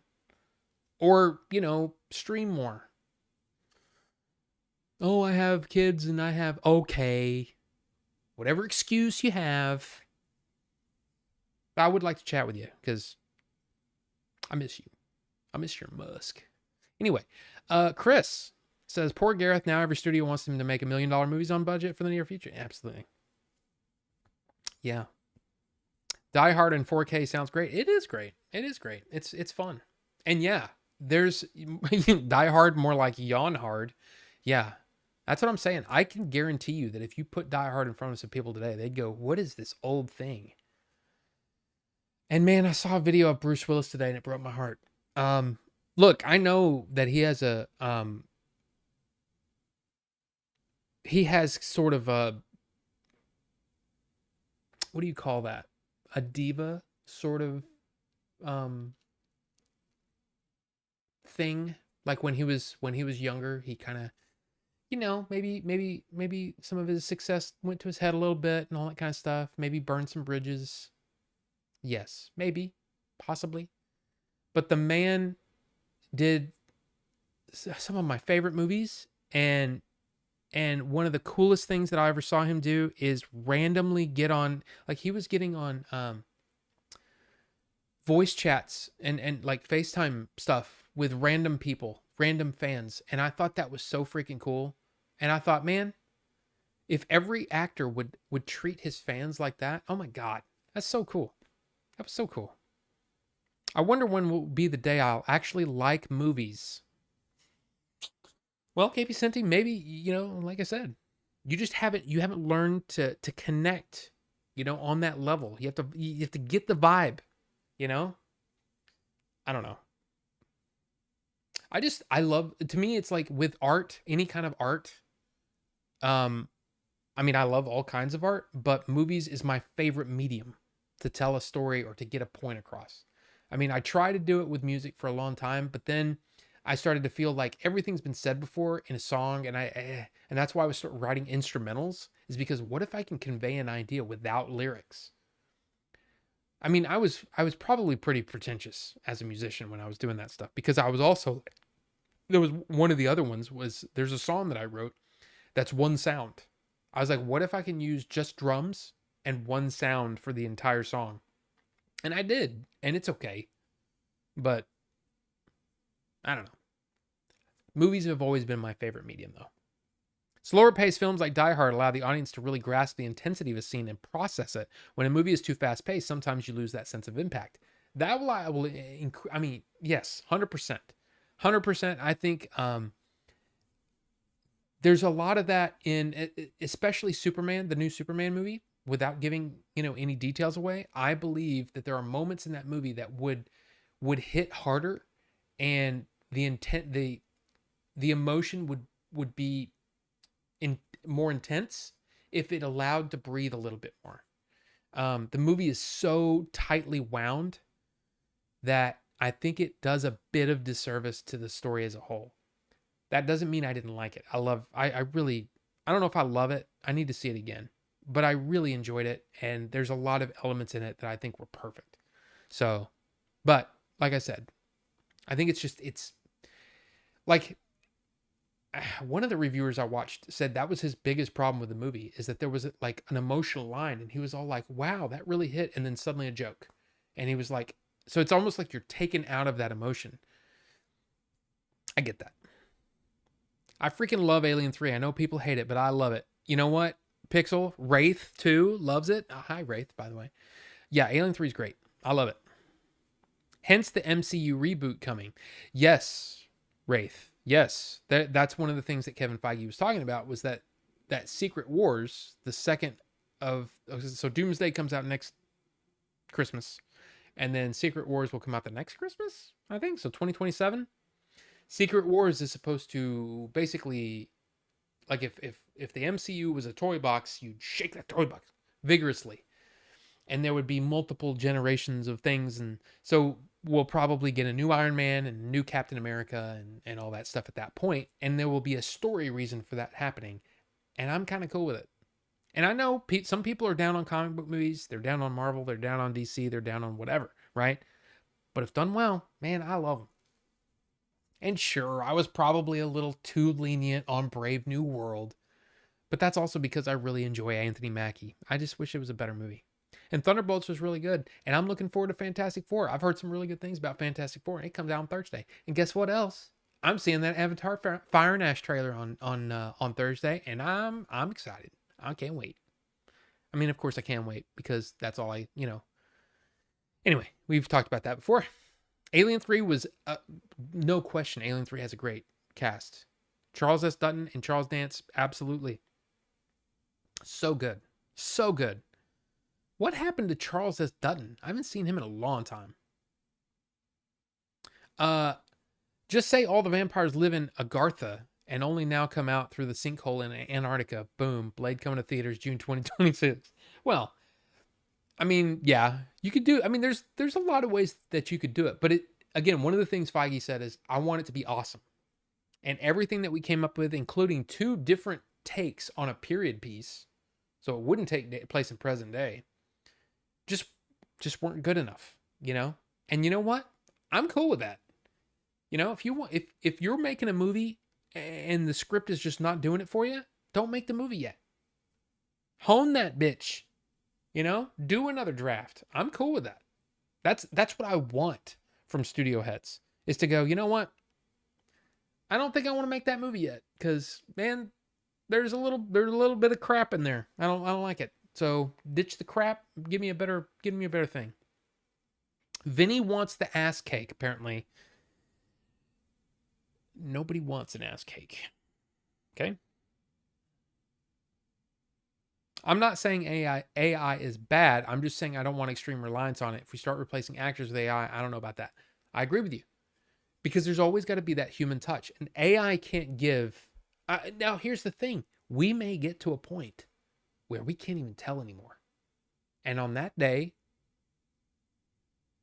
as a viewer, I would say, okay, all right, you might have my attention, but you know, as someone who would love to work in the movie industry and is in the process of getting a script together, that scares the hell out of me. So, and no, ass cakes is not my new pet name.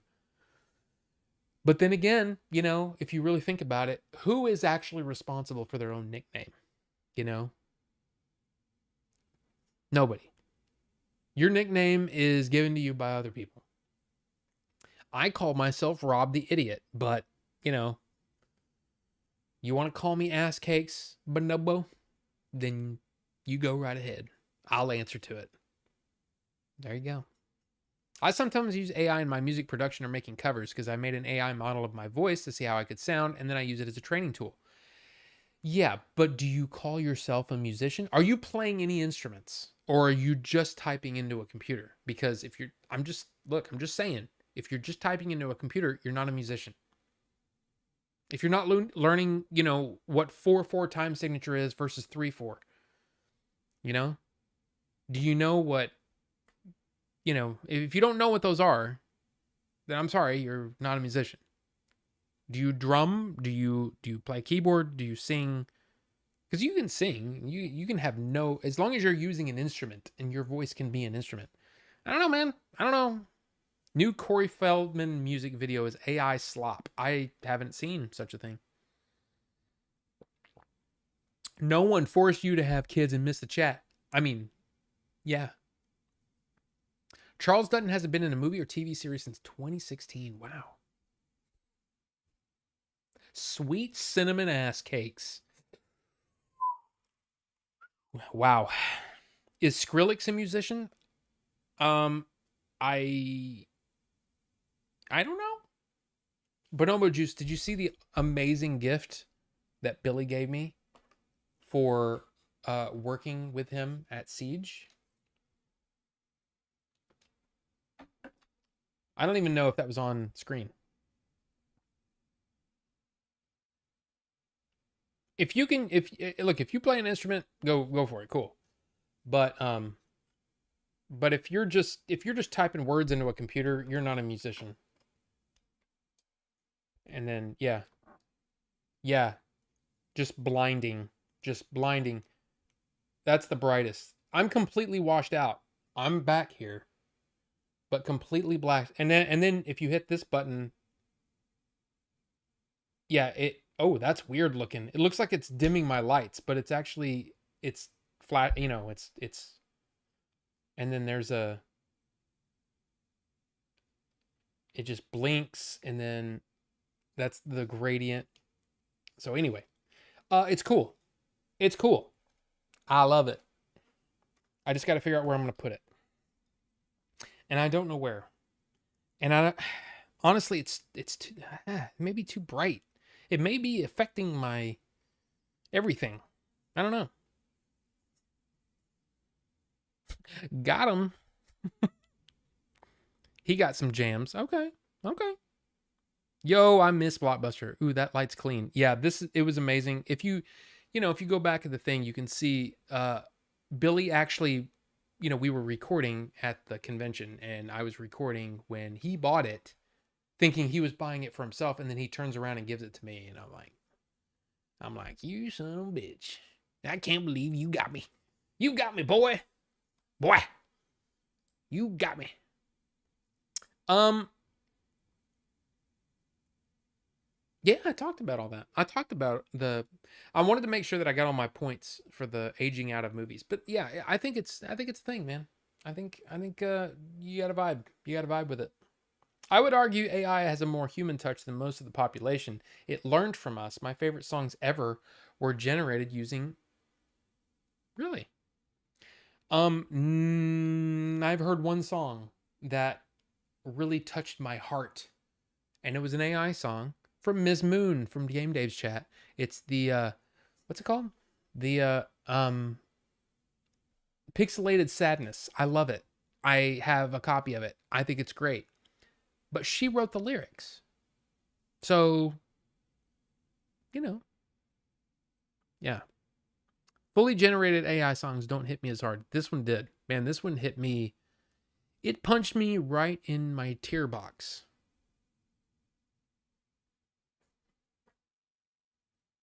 Did that sound dirty? It kind of sounded dirty. Anyway, Skrillex was the lead singer, second guitarist from first to last. So yes. Okay, well there you go. You're gonna have my next video song stuck in your head for decades. All right, Mister. I write things. I just have a couple of news items that I wanted to talk about, and maybe this one will start some shit. Okay. Hellraiser video game looks awesome. I mean, here's the thing. I get it. I'm just not a horror guy. I've never been a horror like that. I've never been a horror guy. Like I've never been into Hellraiser. I think it's kind of weird and goofy, but hey, it's just me. More for you. You can buy more. You can buy two copies, one for what I would have bought and then what you. That's not. It doesn't work that way, does it? But hey, more for others, not for me. Yeah. But what did y'all think of this? What did y'all think of that? Do y'all have thoughts on this? Did anyone? Here's a question: has anyone ever purchased anything, a movie or a TV show from Microsoft or Xbox? Did anyone do this? Has anyone? Because I know with Movies Anywhere, um, Movies Anywhere, Microsoft was one of the retailers that you could link. So Movies Anywhere, if you're not aware, Movies Anywhere is a service that was actually created by Disney that links together some of the biggest, most popular places where you can buy movies, and it will link them together to where if the studio that you're buying the movie from, if they allow it, if you buy it on one service, you can stream it on all the other ones. So if you have your services linked, which I do, something that I bought over here, I can watch over here.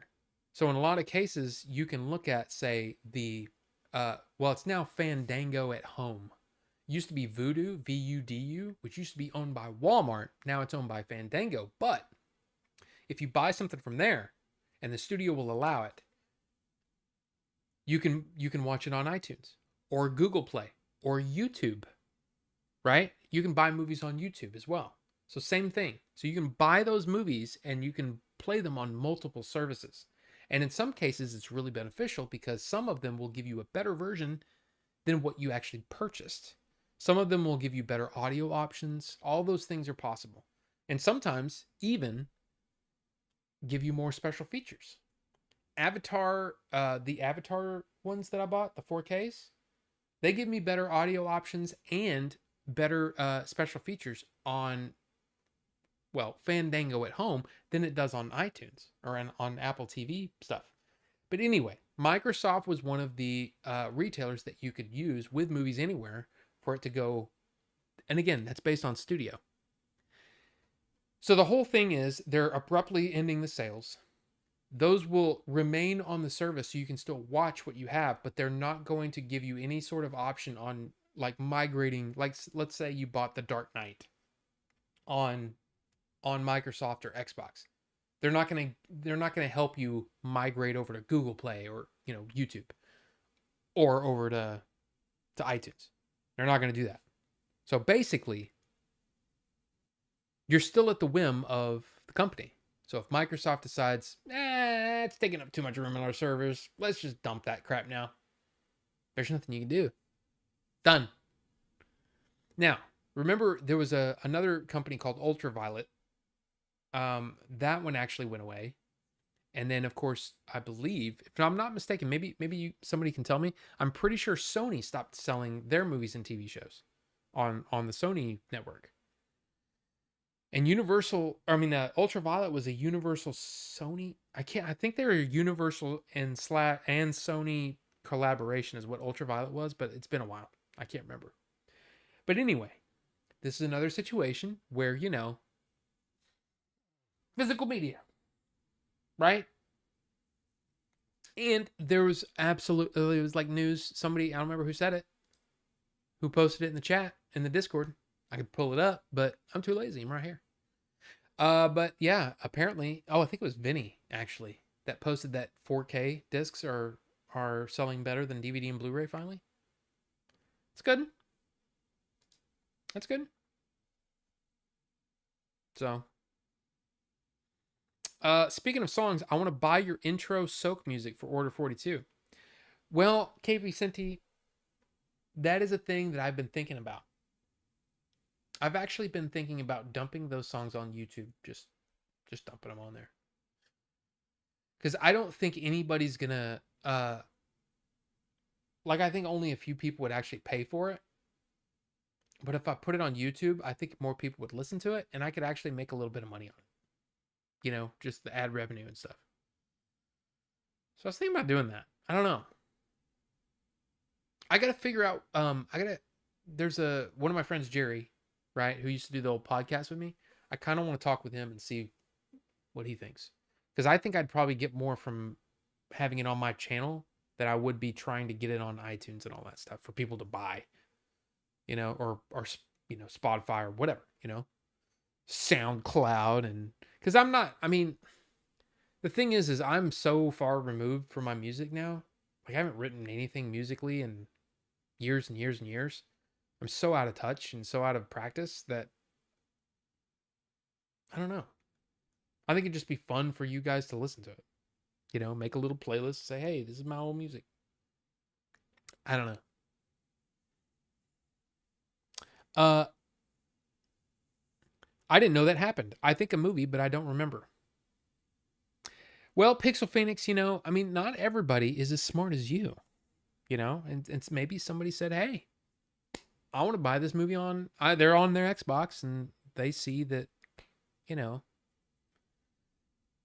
Barry Lyndon is available on the Xbox store for $2. I remember seeing a deal every now and then on the mic, because I think Wario64 used to do that. He would post those deals every now and then, movie deals. I want to say Microsoft had the deal at one point, some deals, but yeah, I've never bought anything from there. Only place, no impact to me. Yeah. Only place I could think someone could use their service would be from Xbox. Well, no, from Windows. So okay, give you an example. My wife, depending on the situation, she will watch Hulu and everything from her browser. But then sometimes she'll just jump over to the Apple TV and do it there. Or if you're at work, say, and you want to watch one of the movies that you own, pull it up through the browser. I've done that. I used to do that at work. But, well, I had a Mac at work, so I signed into my Apple account so I could just have all my stuff there. All my music and all my stuff was there. But anyway, I got free Apple Music while I worked there. It's pretty cool. Pretty cool. I liked it. And now I can't live without Apple Music. But yeah, Voodoo and Fandango. In some cases, the movies that I've connected from Movies Anywhere, I'll get better versions over there than I will on Apple, which is weird. It's usually the other way around, but sometimes it's, yeah. Movies Anywhere is the reason why I have a bunch of Google Play movies. Yeah, and see, that's the thing. What's cool is that I didn't connect it before, and I was like, I'll go ahead and connect Google, not thinking, oh yeah, YouTube is owned by Google. So I can literally, if depending on the situation, I can just log into my YouTube account and there's all my movies, which is kind of neat. But yeah, I got like that super good Ghostbusters movie with the ladies among other movies. Wait, you like that movie? Or are you being facetious? Because wow, that's terrible. Bad. Bad. Bad. A Link to the Past purchases. I was talking about that today too. That right there. That pixel thing. That's another thing. Like, it's kind of an acrylic thing that I bought at a convention. I love this thing. Like when I'm coming into the room and I see that, I just think I love Link to the Past. So I love that. I think that's super cool. It's super cool. I love it. And there's my Danny Trejo autograph on a Magic card that I know nothing about. And then there's my Ocarina of Time that Wood gave me. I should have had Beat 'em Up / Wood sign it, but then that would have been weird because then that would have been a fan thing, and I think that would have been weird for him to do because then he would have been like, "Ew, I have a fan in my house." Ugh. But he just looked at me as a friend.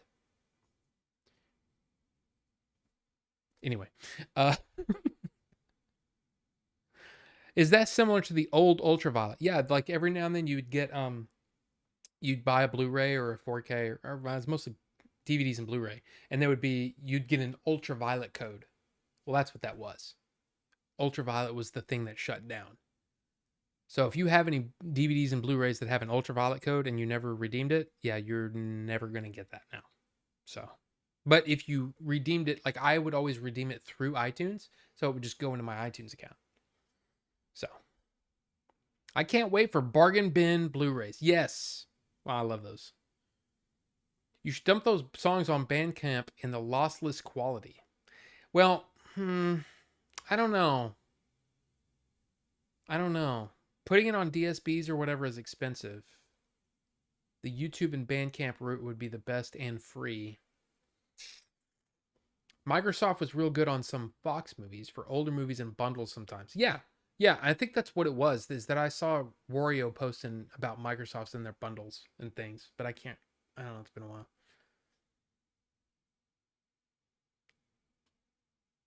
KP Senti, I'm not sure what you're saying there. You said it was good. I still haven't seen the other ones before it, but it's sitting on my PC.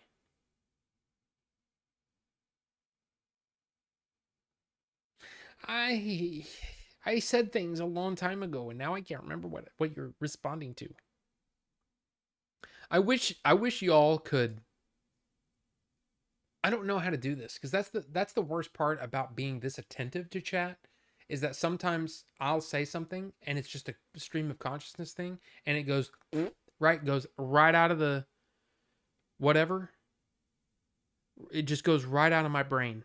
And then y'all say something and I go, I don't know what you're talking about. Because I don't remember. I don't remember what I said 10 seconds ago. Ghostbusters. I did not like that movie. But you know what? More for you. I'm glad that you liked it.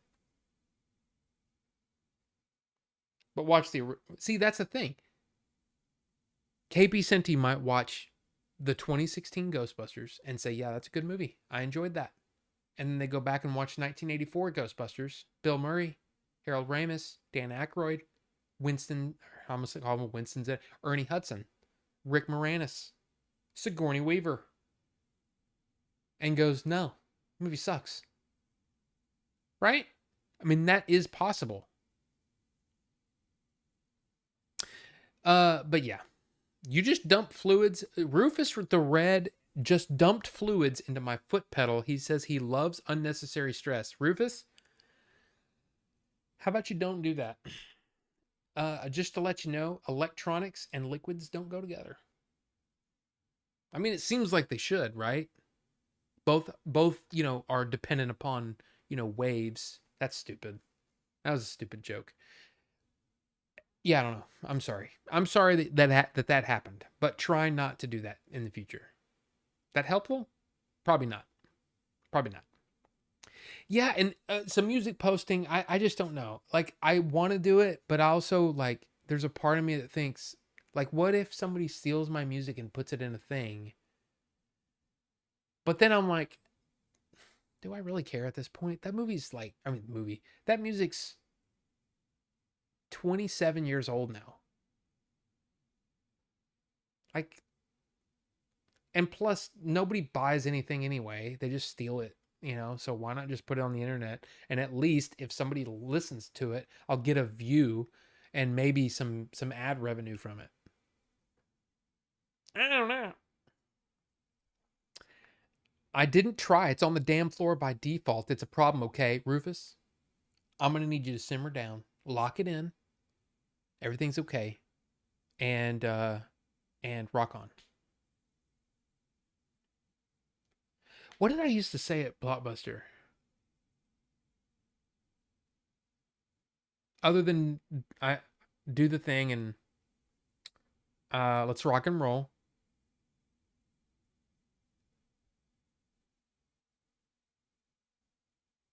I don't remember. I used to say something to calm somebody down.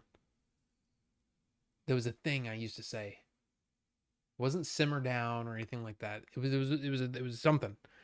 And it was something I said, and it would calm. But it was one of those things that it was like it was. I said it to calm someone down, but it never calmed anyone down. It just made them mad because that's who I was. See, like the thing that you guys don't understand is that I used to be a huge troll, like a huge troll. I would mess with people all the time, including Jay. Jay will tell you. Was it shut up? No. Be kind, rewind? No. Good guess, Max, but no. I wasn't really yelling, the caps was manipulation for humor's sake. Oh, gotcha. You can see that? Yeah. See, the thing is that, I started to be, sensitive to people's feelings, you know, and like not everybody wants to joke around 100% of the time. Like I used to mess with cashiers all the time, not in a, like one of the worst things that you can say to a cashier is if they're having something, trouble ringing something up and, oh, guess it's free.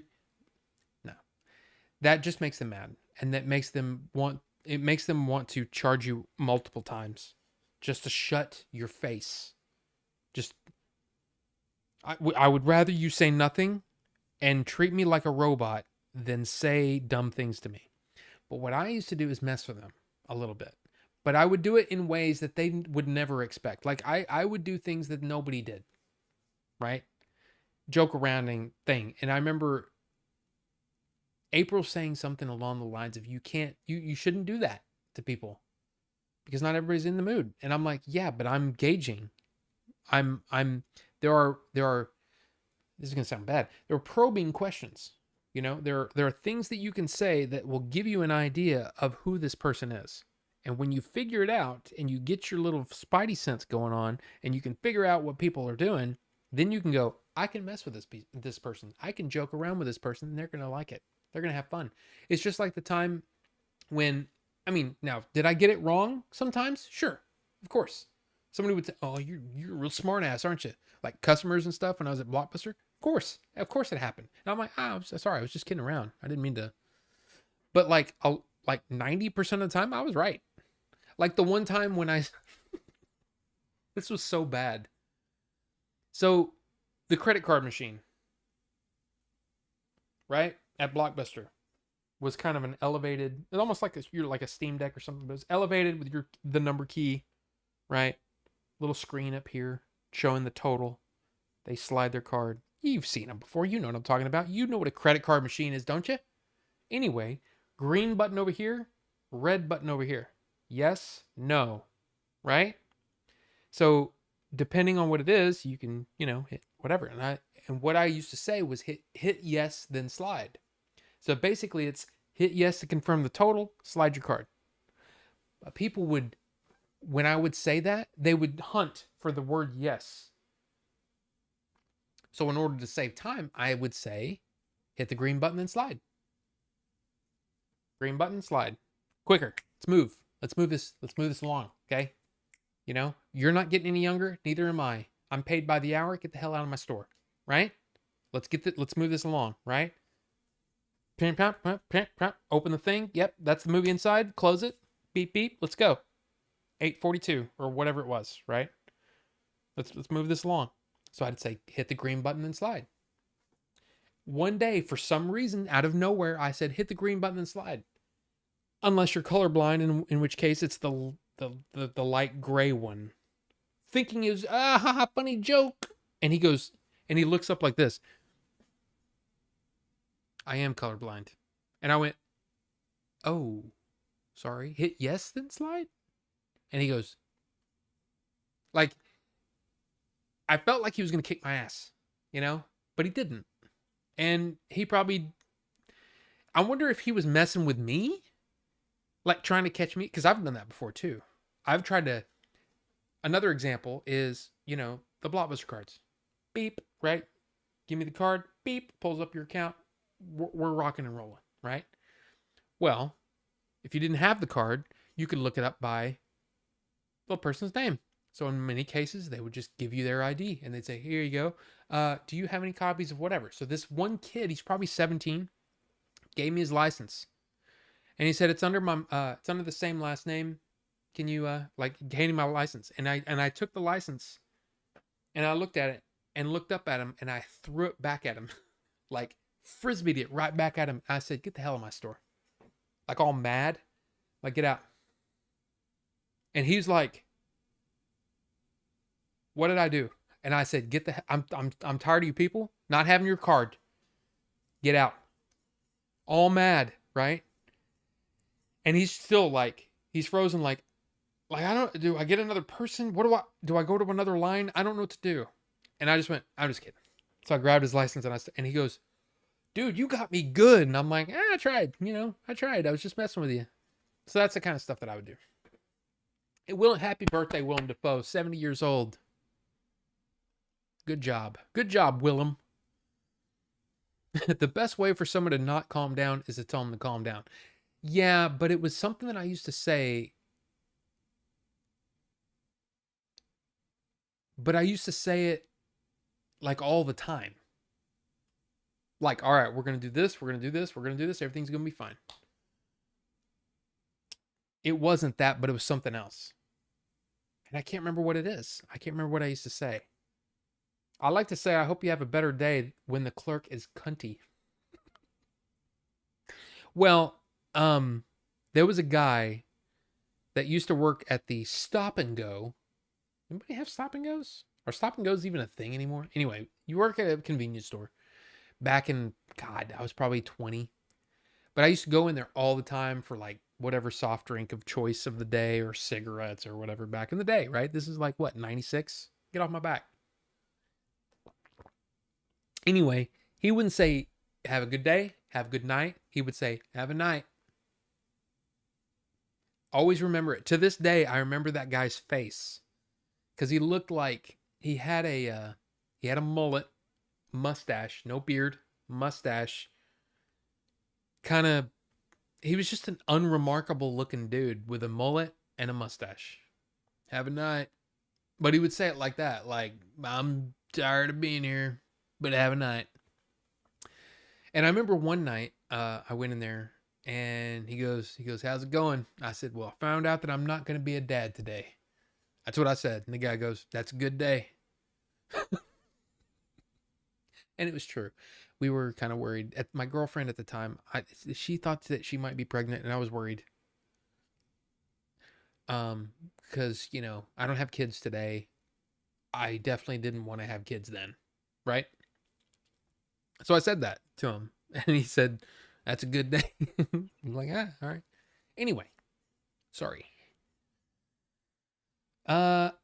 Younger Gen Z kids don't take retail jokes well. Clerks would not resonate. You're probably right. It's because they think the world is theirs and they think that they're entitled to everything. and that they're below everything. You know, they're like, "Ugh, I can't believe I have to make this hamburger for you." Well, that's what you were hired to do. So, shut your stupid face and do it. But, kids don't have any these these damn see that's how you know we're getting old. It's because if we have the thought those damn kids, it's over, man. You're no fart like me. I do know what a card terminal is. KP Senti, I was curious because now these newfangled what are they called things with the little looks like a speaker almost, but it's not. But it's a place where you just put your card down and beep, and then you get out and they're like, "Do you want a receipt?" I'm like, "Dude, I did everything paperless. Okay, I did everything without even touching anything. Why would I want to touch your COVID laced receipt paper? No thanks.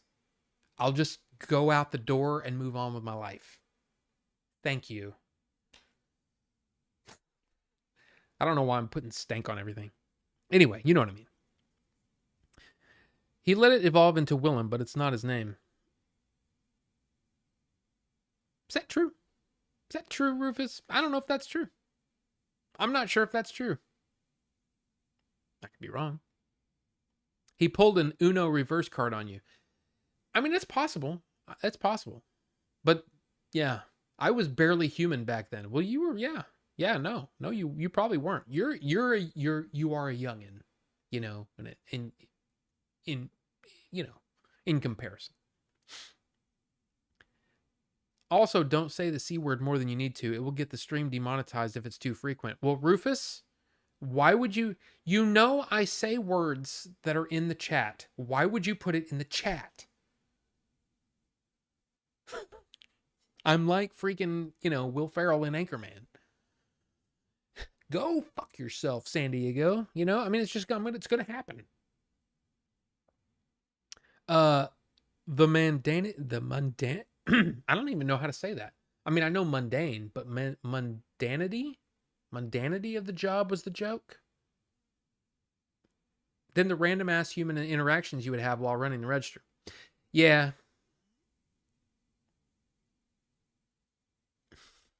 Millennium Gen Z Cusper. These kids actually suck. Boomers made awful kids that went the opposite way and made horrible millennials, and they are the worst parents ever. These kids can't even read, let alone fill out a waiver for getting their nose pierced. Not saying much because I'm working on my video. It's a good one. Wraith. You can say that, but until a video is in my feed, I won't believe you. Unless the video is in the Your Own Content channel on my Discord server, it doesn't exist. I'm just giving you crap, Wraith. You guys got me in that kind of mood. Early William Dafoe clips, he calls himself William and used to say Dafoe instead of Duffo. I'm pretty sure that he was just being a pretentious ass. But it's possible. I mean, what do I know? That's Melvor's line? Keep in mind that you have a 1 in 10 chance. 1 in 10 chance of finding a colorblind dude when you speak to a man. Smaller chance with them moo hairs. Really? I didn't know that. And welcome, Sega Steve. Man, I'm looking forward to Retropalooza. You know what I'm looking forward to? I'm looking forward to not having to drive 16 hours. Because here's the thing. Look, here's the thing. You have to understand. I really do enjoy the conventions. I really do. I don't enjoy driving 16 hours. Or in my case, really just riding 16 hours. I just don't enjoy it. Now here's the thing. Don't twist my words. That doesn't mean that I don't enjoy the company of Billy and Jay. It doesn't mean that at all. We had a lot of fun. We talked a lot. We had a great time.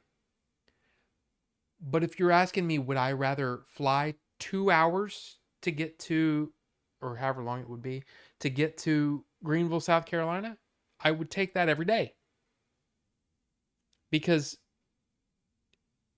it doesn't matter who you're with, man. 16, 17 hours is boring. I'd rather burn, dude, catapult. Yeah. Get me there quick. Please. Teleport. Yeah, I'd do that. I would totally do that. Would you do that? I probably would. But yeah, it's just that that's the thing. So I'm really looking forward to Wretch Blues, man. December. It's like 15-minute drive down, well, 25-minute drive down the road. 15 minutes with no traffic, like at 2 o'clock in the morning. But man, 16 hours, oof. It's a long time. Pretentious would be Willem Dafoe, not William Dafoe, isn't it? I don't know about that, Rufus. I don't know. Seems pretty pretentious. That's like, to me, somebody going, Robert, and I go, Robert. That's pretentious. Or what is Rahib? That is Rob, Rahb. That's pretentious and stupid. So, anyway. I would prefer flying, but the perk of having your own car is so nice. I even hate the 8-hour drive to Florida, and that's nothing. KP Cinti, look, here's the deal. Here's the deal. There are times when having your own car makes absolute sense. But when you have the money to, rent a car, like here's the thing. This is what my wife do we've done this multiple times. We have gone on a road trip where we started here, we go down the street, we rent a car, drive the car to wherever we're going. We're up in this corner, and to get back to my face, we can drive all the way freaking back, or we can just fly back, leave the rental car there in that corner. That's what I'd rather do. It's much more fun that way. Because you can drive, man, we're going to drive 3 or 4 days, maybe 24 hours worth of driving. And then we just fly home. Bam. So much better. But I would also, in my case, like Game Exchange, I would rather fly there, Uber to wherever they are, and then do the thing. But I get it. I get it. It's a completely different situation. They're bringing stuff to sell. That doesn't make sense. I get it. I understand that. But, I would still rather fly. That's just me. 16 hours in a farted up hot box or 2 hours in a farted up tube in the sky. Well, Steve, and that's the thing, man. I got to be honest. Look, and you know me. I'm nothing but honest. There was only 1 or 2 instances of the farts in the car in actually 32 hours worth of driving. 16 hours there, 16 hours back. I can only think of 2 times. That's pretty good. Look, I'm proud of the guys. And maybe it was because we were eating. No, we really didn't eat clean, did we? No, we ate. In some cases, we ate shit. But it worked out. It worked out. And there was only 1 instance of Billy getting a snack that was, a little offensive to the olfactory, right? A smelly food, a smelly snack food. You have friends that do that? Open up a bag of corn nuts, you know what I mean? No, these were protein chips that were ranch flavored, and the smell was kind of gross. Just saying. Just saying. But overall, like I said, that wasn't the problem. The problem is just that, man, look, I don't care who you are. 32 hours together. I'd rather be up walking around. I'd rather be doing something, I don't know. That's just me. Anybody into Casio watches here? Look, Rufus, I'm sorry, but no. I get that it may be a popular thing, but no. Not me. Did anybody see this? We didn't talk about it because, of course, it happened last week after the stream. That was interesting. Looks like good casting to me. Ooh, sardines or shrimp chips. So we were talking about that earlier. Shrimp chips. But yeah, that's interesting. I think she looks great. I think he looks great. I think, yeah, yeah. There you go. What's up, Jody B? What's up, Jody B? Jody B. That's just fun to say. Welcome. Good to see you. By the way, um, there's also this. So I mean, we all knew about the Zelda Link thing, right? I think that's well. See, ninjutsu. That's the thing. You look at them and you go, yeah, yeah, sure. But can they act? We don't know. We won't know until we see the movie. But I mean, just looking at them, I'm like, yeah, cool. There's also this, and this isn't going to be for everybody. I understand that, but we got Ryan Gosling and Will Ferrell to star in an action comedy called Tough Guys for Amazon MGM. Here's the premise. You ready? Originating as a spec script from writer Daniel Gold. A spec script means, basically my next script will probably be like a spec script. From writer Daniel Gold, the story follows two henchmen who are tired of being disposable and break free from the criminal underworld, rewriting the rules as they build a new life on their own terms. I love Ryan Gosling. Will Ferrell, a little bit hit or miss, but for the most part, I like him. I just think Ryan Gosling's hilarious. So I'm down. I saw this today and I was like, yeah. I'm interested. Now, I do have one other topic, but man, it's late. And this one is one that I'm just going to wait till next week. In fact, I'm going to go ahead and put it on next week's schedule so we can talk about it then. But I also do want to bring this up. Well, first, let me do this. And yeah, for those of you who may not have seen it, I got that at Southeast Game Exchange. I think it's freaking cool. It's a blockbuster sign. The only thing that would be cooler, actually, it wouldn't. I don't know if it would be cooler. It would be something that could supplement it. Is the ticket? Ticket design, all sideways, light up. Pretty cool. Pretty cool. Oh, look at that.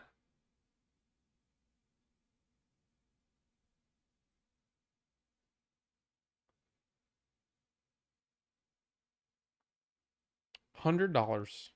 I could have one. I don't know. Anyway, let's go back to the chat. Yeah, you were talking about the Casio watches last week, Rufus, and I'm like, I don't know if anybody's into that. But hey, you never know. Link needs to be blonde unless it's Link's Awakening and not DX. Well, that's the thing. I mean, that could just be, both of those could just be, pictures that they used to show the actor. It doesn't mean that they're going to have that same hair color. That Zelda movie will live or die based on how well old Benny Ainsworth can go. Yeah, I know. You know what I mean? That's the old. See, that's one of those things that I used to do, and then it changed into me going, and it just doesn't make any sense now. It doesn't sound like Link at all. But anyway, sounds like it might be a bad remake of the 1985 movie. The old Tough Guys with yeah, but that one's different because that's basically a bunch of old guys, right? A couple of old guys. What is that? I can see his face. Dude from Here to Eternity. And he was in Field of Dreams. Oh, my brain is hurting. I can't remember his name. I honestly can't believe I have as much energy as I do, considering how tired I was earlier this afternoon. That's what the stream does for me, man. It brings me energy, but I'm starting to lose my brain power. Nice guys plus other guys equals tough guys. There you go, Bucho. Perfect. Perfect. Casting looks good with potential for sequels. They can act. They can have. They have been in previous shows / movies. I'm betting they do Ocarina of Time. I mean, here's the thing, man. I don't care what era it is. I mean, me personally, aesthetically and story wise, I think I love Breath of the Wild. I mean, you guys know this. But man, I don't care. As long as it's written well, I don't care. Do Link's Crazy Butthole Weekend as long as it's written well. That's a terrible name for a movie, especially a family film. Anyway, it's such a dope sign. Billy is legend. Yeah, that is pretty cool. Billy got me that sign without telling me, making me film it and everything, and then handing it over. My wife's place of employment just moved into an old family video. I want to get the sign, but probably won't be able to. Well, Vinny, that's why you go, hey, give me that sign or else. They won't have any choice. Burt Lancaster. That's see, for some reason I was trying to make it something else. And Kirk Douglas. From the title, I thought they were remaking Tough Guys. Yeah, I think that's what Sega Steve was talking about. But Burt Lancaster is the one that I was thinking I could see him on the cover. I just couldn't remember. I was like, who's I can't remember who the other guy is, but I'm pretty sure one of them is the dude from Field of Dreams, who's the older baseball player, and he's like, oh, my wife will, think I'm cheating on her. I don't remember what the actual line is. It's been a while since I saw Field of Dreams. Do I have Field of Dreams? I have the DVD. I don't have the Blu-ray for Field of Dreams. No. And it's because I mean the movie's good. The movie's good, but I don't really need. To me that movie doesn't scream, "Oh, I got to have it in 4K," Somebody's got to buy them, you know what I mean? I just had the calculator watch last Tuesday, yeah. Was I only eating potatoes a week ago? Man, a lot's happened since last Tuesday, man. I don't remember. Were you talking about eating potatoes? They better get linked to say, "Excuse me, princess." No. Please no. I don't really want any reference to anything but itself. I mean I get that's a joke. But I want it to be really taken seriously. I don't want it to be tongue in cheek. I want I want the humor to be organic. If there is humor, I want the humor to be organic in story humor, not you know, that kind of humor. I hate that crap. I want it to be good. You'd watch Link's Crazy Butthole Weekend? I don't know. That's a terrible title. Wow, that really resonated. 3 of you commented on it. It's a terrible title. The old doctor guy who used to play ball and saves his daughter from choking. Yes. Yeah. Yeah, that's Burt Lancaster. But I just can't remember his name because there's Shoeless Joe Jackson.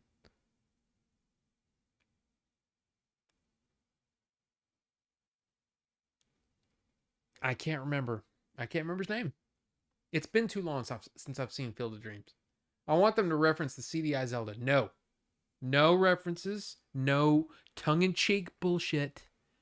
Just tell the story and do it well. And again, as long as it's, whatever story they want to tell the story in a way that it's all believable that they live in that world. And breaking the fourth wall or doing any of that stuff, it would completely eject me. Like the stuff that's in the Super Mario Brothers movie, that is breaking the fourth wall on purpose because it's a comedy and it's light and it's not meant to be whatever. Zelda has always been a more serious grounded thing. It's not a Archibald Moonlight Graham. That's it. I was thinking like Stinky Pete, uh, Stinky Pete Bunghole. That's what we call him. Good old Stinky Pete. He was a shortstop, but man was he stinky. Stinky Pete. Stinky Pete Bunghole. That's another terrible name. You've been eating only potatoes for about a week, doing the Kevin Smith Penn Gillette. Who was Fraziel? Penn Fraziel Gillette? The hell is that? I know who Penn Gillette is, but I don't know this Fraziel. See, talk about pretentious. No, excuse me. No. What is Squadilla? It'll probably have the Zelda rap at the end. I will punch a baby goat in the face if they do that. I will punch your baby goat in the face. No. Forget the story, all references. No. Dude, you've taken all this time to do a Zelda movie. Do the thing. Old baseball nicknames are the best. Stinky Pete starring Giovanni Ribisi. Yeah. You mean Giovanni Ribisi, the cinematographer of 2024 classic independent film Strange Darling? Yeah. Cinematographer Giovanni Ribisi.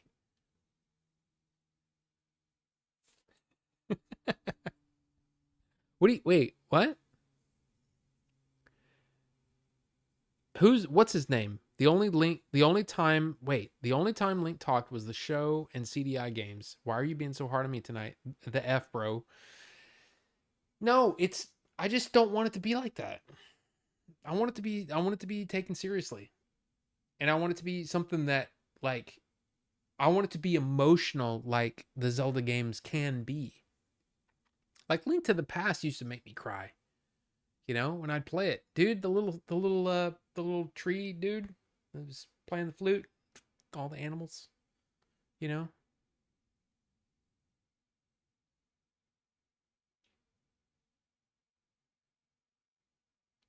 Yeah. Used to make me tear up, man. Used to love it. Giovango Rabango. I can't roll my R's. That looks like I'm supposed to roll the R's. I can't roll R's. I've never been able to. So, yeah. Triforce, Kid Hero, Princess. Yeah. But just do it. Do it.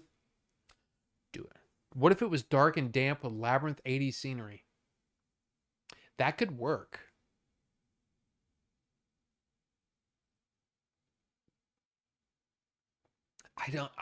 Dude. Yeah, okay. I'm really afraid for the Zelda movie. I want it to be awesome. I want to have those F yeah moments in it. Those moments that you get so excited to see something happen that you almost jump out of your chair, you know? Like when that dude comes around the truck in the Dark Knight, hey, you got to move your truck, and then the Joker pops up from behind the driver and shoots with a shotgun. Dude, that's the freaking Joker right there. And it made me go, oh my God, this is the best movie I've ever seen. Of course, it wasn't the best movie I've ever seen. I do like it a lot, but it's not the best movie I've ever seen. But I love, dude, Heath Ledger as the Joker was super good. I want this to be that good because I love The Legend of Zelda so much. Look, she's right there, man. She's right freaking there. And Link's up there.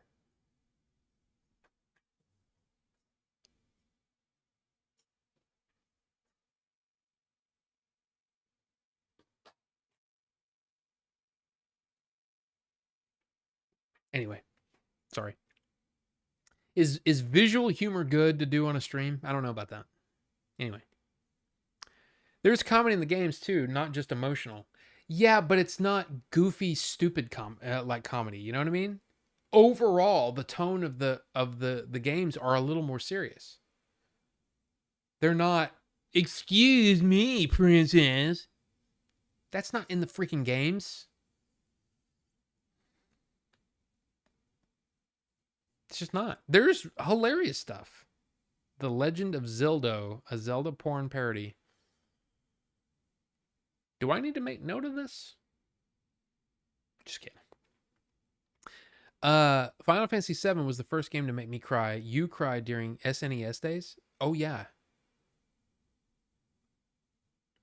Dude, there was something about the way that went down with him being a kid lost in the woods and that he always used to play the flute and they didn't know what happened to him, you know? And then you do the thing and you play the flute and he turns into a tree and dies. Dude, come on. I mean, spoiler alert for a 34-year-old game, but man, dude, that hit hard. I mean, not that I was lost in the woods, but it still made me cry. Peeping through the with an overhead view, because a man's got to do what a man's got to do. So I stay on track, collect the fact, never cut slack, and always watch my back. But Jack, what? What is this that I'm reading? What is this? 90 minutes makes it hard to do more than a few dungeons. Well, and I mean, see, what's going to be interesting is they've got to do they've got to explain everything, right? That's a legit thing according to Google. Oh, damn. Damn, Steve. Unless a very good montage. Yeah, but I think you could do kind of like what well, think about Wind Waker. Think about the beginning of Wind Waker, the unskippable cutscene at the beginning, or the beginning of Breath of the Wild. They can give you a lot at the beginning to set the stage, and then you can get into the story. I don't know. Bucho, have a good one, sir. You're probably already gone, but have a good one. Dungeon crawling for a set of items. Yeah. Or it could just be, man, it could just be that he needs to find the Master Sword and he needs to find the Silver Arrow, and that's like the goal of the game, or the goal of the game, goal of the movie, you know? And it could be like,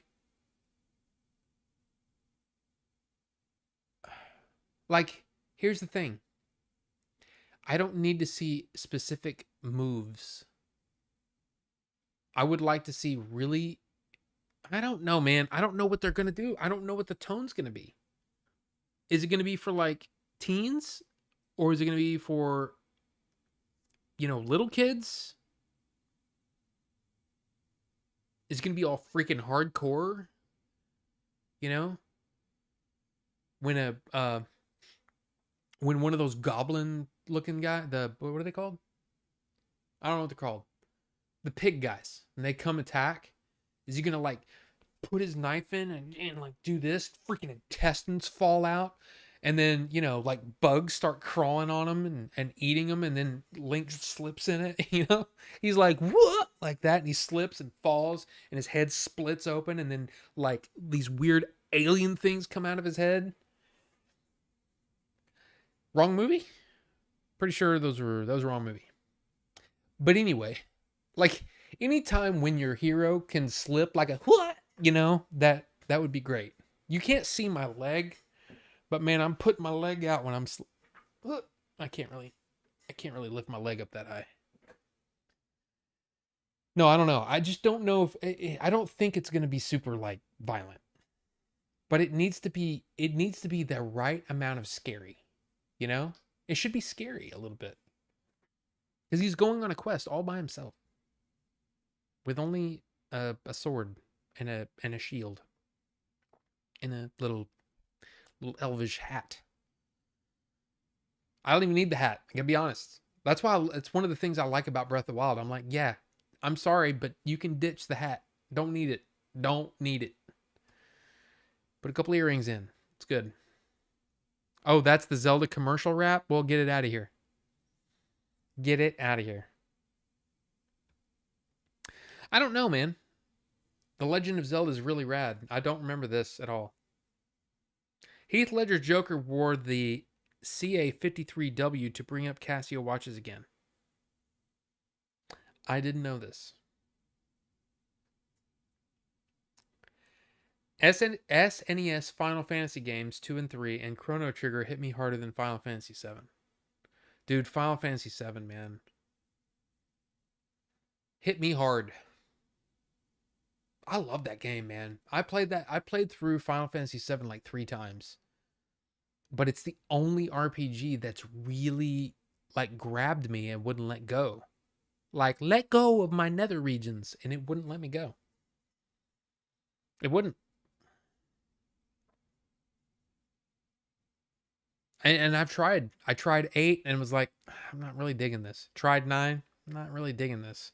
And then tried the other ones and I was like, it's not doing it for me.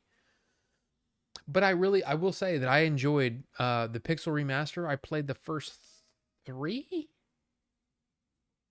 and really enjoyed myself. And I really want to try the I got bored with 4 and I'm sure there's I don't know. What I can't remember. I don't remember already what happened. But I really enjoyed those. Um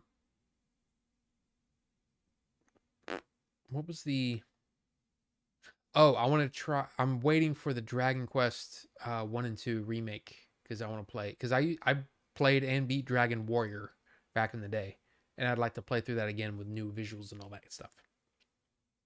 So yeah. You can say 4 and 6 American kids get it now. Moblins. Thank you, Vinny. I forgot they were called Moblins. I'm hoping the opening scene has Zelda handing Link her 13-inch long dildo saying, "Take this, it's dangerous." It's a different kind of movie, man. I'm pretty sure they won't let kids into that movie.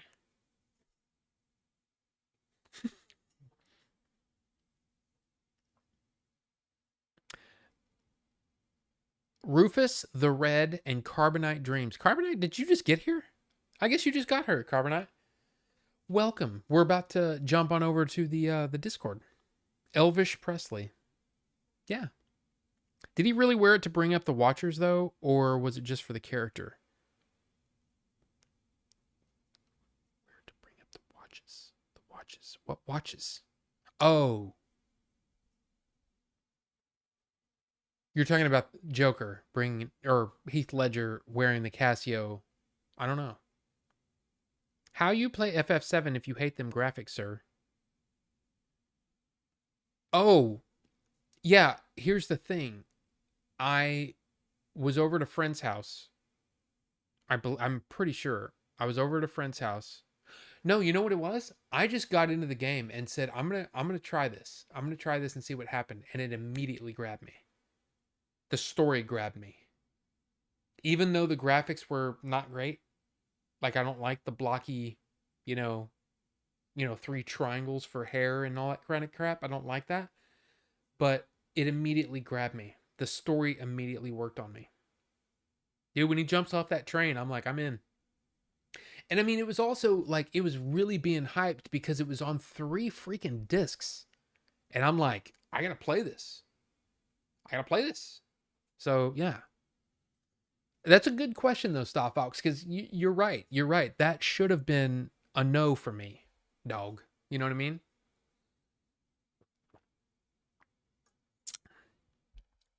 I played Final Fantasy VII Magic the Gathering cards tonight. I cried, and I had to play Hojo to do something tonight. I hate Hojo, but it's a good card. Oh. I'm old. I still love the OG Final Fantasy on NES. Yeah, I mean, like I said, I played through the Pixel Remaster. It really worked. Do a barrel roll. Yeah. Yeah. Yeah. Okay, so here's the deal. I know not everybody's excited for Fantastic Four, and I get it. Another comic book movie. But here's the thing. I like them. I like comic book movies when they're done well, and this one's getting really good reviews, and I bought my tickets like a month ago. So I'm going to go see it. The first screening that I can. I think it's at 6 p.m. in 3D on the biggest screen over here at the whatever the thing. And so yeah, there will be a review for Fantastic Four: The Rise of the Butthole. What's the deal with buttholes tonight? I don't know. I guess I got buttholes on the brain. Anyway, that's gonna be Thursday, and then yeah, we're pretty much back to normal already.